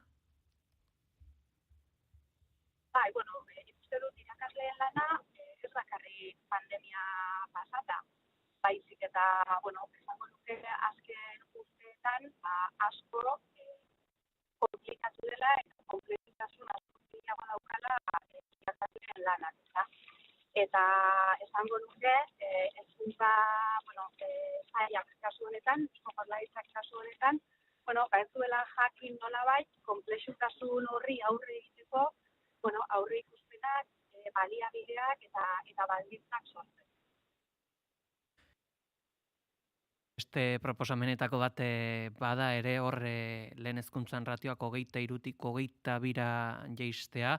Proposamen zehatz hau nola ikusten duzu? Hastapen bat izan daiteke? Bueno, guk uste dugu ate hori irekitzea eta ratioak jaitsi behar direla onartzea pauso bat dela. Baina lehen hezkuntzan bakarrik eta gehieneko 23 ikasletik 22ra jaistea, bueno, ez da oso neurri eraginkorra. Uste dugu asko gehiago jaitsi beharko litzatekeela ikastaldeko ikasle ratioa alde batetik, eta ez dela arazoa lehen hezkuntzara mugatzen den arazo bat, eta bigarren hezkuntzan batxilergoan eta lanbide heziketan ere badagoen arazo bat dela. Eta bestetik amaitu behar da baita ere ratioen iturreko politikaren aplikazioarekin. Gaur egun, Eusko Jaurlaritzak egiten duena da ratioa gehienekora eraman, ez da? Oda, gehieneko bezala 23 ikasle baldin badira den hezkuntzan, aukera baldin badauka ikasle sortzeko, adibidez 30 ikasle daudelako 15ko 2 ikastaldeka bere apustua izaten da ikasgela bakarrera joatea, ez? Orduan, bueno, uste dugu kalitatea hobetzeko eta ratio politika hori aldatu beharko litzateke. Bestalde ere hezkuntza arloan greba ezberdinak ikusi izan ditugu urte hasiera honetan, eta hainbat sektoretan lan gatazka konpondu egin da, baina badirudi irakaslena betikotuago edo badagoela, zergaitik alde hori?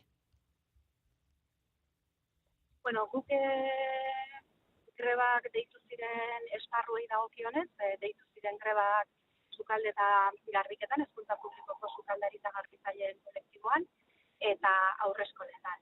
Guk sinatu dugu akordioa era bezala sukalde eta garbiketakoa izan da, eta sinatu dugu akordio hori eta aurreskoletakoa ez, edukiei erreparatu. Hau da, aldarrikapen jakin batzuk egon dira mahai gainean, eta esaterako sukalde eta garbiketako kolektiboaren kasuan, eduki horiek erantzuna izan dute soldatzeko nabarmenak, nazio nabarmenak, enplegu egonkortzeko gauzatiko konpromesua urrengo urteetan, eta beraz guretako gure kida edo da edukiak dauden edo ez dauden. Guzti hauekin gelditzen gara, Miren Zubizarreta dela sindikatuko hezkuntzarloko arduraduna, eskerrik asko goiz honetan gurean izateatik, adi izango era, datozen bileretaz. Eskerrik asko zuei. Informazioaren aria, naiz irratian. Alde erantziz. Amets Jordan Arrieta eta Egoitz Arriola Albeniz. Alderantziz, bueltan da. Tarota, bizipenak, hausnarketak eta beste hainbat aldrebeskeria. Denboraldi honetan, arkano nagusietatik arkano txikietarako jauzi egin dugu. Suaren eraldaketa eta sorkuntza bidean ariko gara. Bertsolaritzaz, musikaz, elkartasunaz eta indarkeriaz besteak beste. Bi astean behin, ostiraletan, arratsaldeko 7:00, naiz irratian.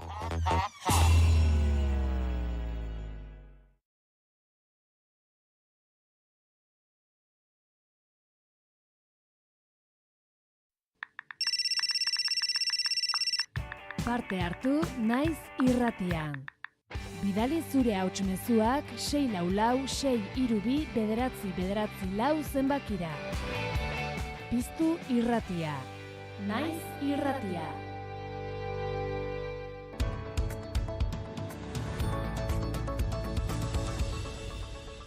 Goitzeko 10 dira, ongi etorri Naiz Irratira entzule. Begoñako elizan egin ditu adirazpenak Joseba Segura Bilboko gotzaiak Aita Santu Berriaren izendapenarekin pozik agertu da, orain artekoari hautsi eta kristauen eta oroar herritar guztien baldintzak hobetzeko balioko duelakoan. Oñatza Izpuru, egunon? Egunon peleta entzule guztiak, bai, atzokoan Leon 14. Aita Santu izendatu ondotik, gaurkoan adirazpenak Eliza Katolikoaren barrutik, Begoñara joan da Zaloa Badiola laguna eta handik Joseba Seguraren adirazpenak bidali dizkigu. Segurak adirazi du postasun handia duela aukeraketagatik. Aita Santua Amerikarra Eliza berriz ere erakutsi duela munduko kontinente guztietan dagoela presente. Aita Santu Berria gauza onak ekarriko dituela uste du. Agustindarra da eta gurean edo Euskal Herritarrekin ere harremana izan du. Amazonian misiolari gisa lan egin zuenean Miguel Olaortua aipaiza berarekin ere egon zela esan du, kontatu du Joseba Segura. Bai, benetan ni oso pozik eta uste dute Eliza guztia pozik dagoela be. Uste dut baietz, baina badakizu ezberdinat handia dauzbe, baina uste dut kontsentsua importantea dago, bai. Aukerak eta azkarra eta babes handia zuela horrek erakusten duela esan du. Bakean eta desarmean horren beste hitz egitea, elkarrizketa besteari entzutea berriz aipatzea garrantzitsua dela esan du Eliza Katolikoarentzat. Txistearen bat ere egin du momentu batean Pelli, Leon jartzea Bilbon erreza dela dirudi, atletikeiko izango den ere iradoki du. Liderra dela eta bera ezagutzen dutenekin hitz egin ahal izan duela esan du. Pertsona argia eta adostasunak lortzeko gai dela. Intentar que efectivamente en este mundo tan dividido y tan profundamente confrontado y en el que hay, digamos, situaciones que parecen imposibles de resolver, pues alguien realmente tenga esa capacidad, aunque no tenga poder temporal, tiene, digamos, una posibilidad muy fuerte de hacer un aporte importante desde el punto de vista, digamos, moral y espiritual. Bestalde Gasteizko Parlamentuan gaurkoan osoko bilkura, gobernuaren kontrol saioa galdera erantzunak eta Euskal Herria Bilduko Peio Otxandiano bozera amaleak gaur bertan hezkuntza Arabizkia eta Gipuzkoan izango den mahai sektorialaz galdetu dio. Grebari eta lan gatazkari amaiera jartzeko eskatu dio Pradalesi, baina oroar ikuspegi zabalagoa izateko eta hezkuntza sistemak behar duen eraldaketari heltzeko lan gatazka hau horren adirazlea dela soilik, nolabait egin ezten horren ondorio dela eta beraz horri heltzeko eskatu dio Otxandionok Pradalesi. Daukagun gatazka laboralen aurrean behar dugula desblokeatu egoera, bihar oinarrizko adostasun horiek hasteko kudeatzen beste era batera. Urtebete pasatu da, gobernua martxan hasi dela, eta uste dut, badela momentu hausnarketa bat egiteko, eta denok konsziente izateko, beste pantaila batera pasatu barraela, eta lidergo politikoa hartu behar dugula. Bestalde, Imanol Pradalesek aitortu dio baietz, aldaketa egin behar dela eta saiatuko direla, negoziak eta amaietan dihardutela, asteleneko goizeko 8 arte jarraituko dutela hori egiten. Nola baitere, greben aurka egin du bere interbentzioaren amaieran. Reflexión sobre las consecuencias de las huelgas para el alumnado vasco. Y pido responsabilidad, con voluntad negociadora, sin líneas rojas, poniendo en el centro de la negociación la mejora de la escuela pública vasca y no otros objetivos. Así, el acuerdo creo que es posible. Y hoy, la buena noticia es que seguimos sentados en la mesa de negociación. Hor beraz, gero xehetasun gehiago ekarriko ditugu eta plenoan biztan denez ekartzen dituenak ere. Amaitzeko Pelli lehen apaizkontuak izan ditugu eta momentu honetan Moskun desfile militarra Bigarren Mundu Gerraren amaiera eta garaipenaren eguna ospatzen ari dira nazioarteko zenbait lider bertan direla.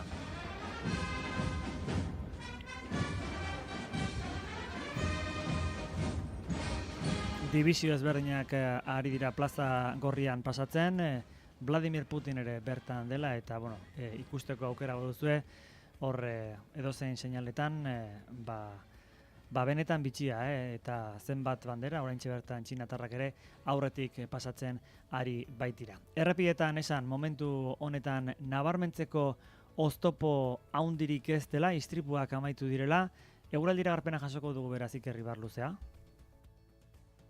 Giro benetan ezegonkorra nagusituko zaigu ostiral honetan. Goizetik hasita da erdi eta goi mailako hodei asko ostarte txiki batzuekin tartekatuko dira, eta han-hemenka euri pikin bat ere izango da bereziki Bizkaian eta Araban. Eguerdi aldera ordea azkar batean bero hodeiak garatuko dira, eta orduan zaparradak ugaritu egingo dira. Arratsaldean zehar zaparrada giroa nagusituko da, non zaparradak hegoaldetik iparraldera mugituko diren. Mardulenak arratsalde erditik aurrera emango dira hori bai, non ekaitzak joko duen, eta ekaitz handixemarrak lehertuko diren kazkabarra botatzea baztertu gabe. Ekaitzetarako probabilitate handiago izango da lurraldearen ekialdean, bereziki Nafarroa ekialdean eta iparralden, eta mendebaldean. Haizeak egukitua izango du barnealdean eta iparraldekoa. Ipar isurialdean temperatura minimoak pikin bat baina igo egingo dira, 2 eta 10 gradu bitartean arendituko dira. Maksimoak antzeko jarraituko dute, Kantauri isurialdean 15 eta 18 gradu bitartean eta hego isurian 16 eta 21 gradu bitartean, temperatura freskoenak Kantauri isurialdean eta altu xamarra duen lekuetan emango dira, altuenak aldiz, herriberan. Gauzi hauekin, gelditzen era eskarrik asko Inatz, eta joan aurretik, agurtuko ditugu bigarren kafeako kideak egunon? Egunon, Pelli. Bueno, azkenean badago, aita santua Luis Samalaugarrena, baina ongu hemen naiz irratian... Luis ez, Leon. Leon barkatu. Birziklatzeko gaitasuna dugu, eta orain aditua gara desfile militarretan eta guzti. Bueno, Gaurko pompa Moskuko plaza gorritik dator, ez dakit honi buruzko zaletasuna edo ote duzuen, Vatikanoari bezala. Uste dut, guk baino gehiago akaso zuk ez Pelli, ez? Irungo Mosku plazak ematen duelako zilegitasuna plaza gorriaz hitz egiteko, ez? Noski baietz, bai, sekulakoa.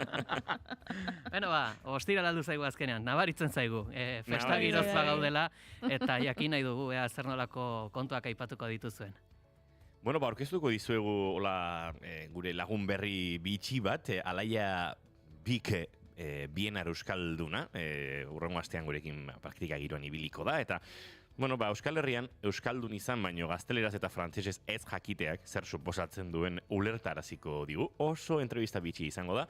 Gaur 12 bidean berarekin egingo duguna. Idoia Tapiarekin kafe hutsa hartuko dugu, eta beraz, arekin ere arte eszenikoen giroan ariko gara, Oiana Maritoren agenbekeen lagunduta, eta tira, Leire Aiartzagoena guri influentzerare etorriko da. Nomadak gaitun egitasmoko asteburuko azoka aurkeztera.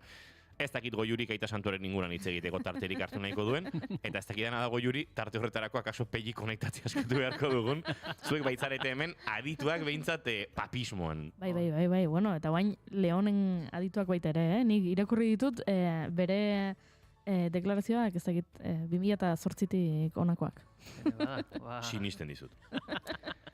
Ez dirudi Trumpen laguna denik. Ez du... Zein da zuen, lerro batean azaldu beharko bageni entzulei, ez da perfektua, baina okerragoa izan ziteken, horrelako zerbait?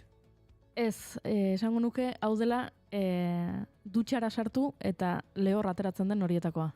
Bueno, hortarako badaukagu Eusko Alderdi Jeltzaleak. Nik esango nuke, edo behintzat deigarria egiten zaidan bere ezaugarrietako bat da, lotxatia da, zer eskutatzen du. Hori esango nuke. Epa! Beraz, badago zerbait iluna hor. Bai. Nik irakurri dut, eta honek jamaitzen dugu, aurrei, hau jaio berriei, kopetean musu bai, baina besoetan ez dituela hartuko. Oira. Ez dakit nola interpretatu hori. Nire lausotasun tematikoak kazetari bezala ez dit nahi besterako ematen. Hortxe guztien dugu. Bueno, babira, nahi badin beste minutu bat lapurtuko dizuen, baina guri unibertsitatean irakatsi ziguten, bai politikoek eta lakoek aurra jasotzearen asko egiten dutela, garai batean tximuek egiten dutelako hori. Tximuen tribuko lidera izan nahi duna, tribuko tximino jaio berrien gana joaten da, besarkatzen ditu, musua edo ematen die, eta guztia hortik dator, lider bat izateko nahiaren baitan. Ostras, bida, hau ezkenekien entzuleok eta ikasi du gaur. Bai. Kontua da, horrek kontrasan bat sortzen diola eta santuari, ez? Teoria darwinistaren olabait babesten du keinu horrekin. Ondo.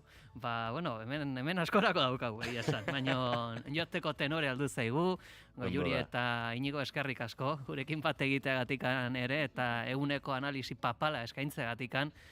Ondo segi, asteburu polita izan. Eskerrik asko, Pili. Eta gure partetik besterik ez. Joteko tenore aldu zaigu, ondo segi. Naiz irratia.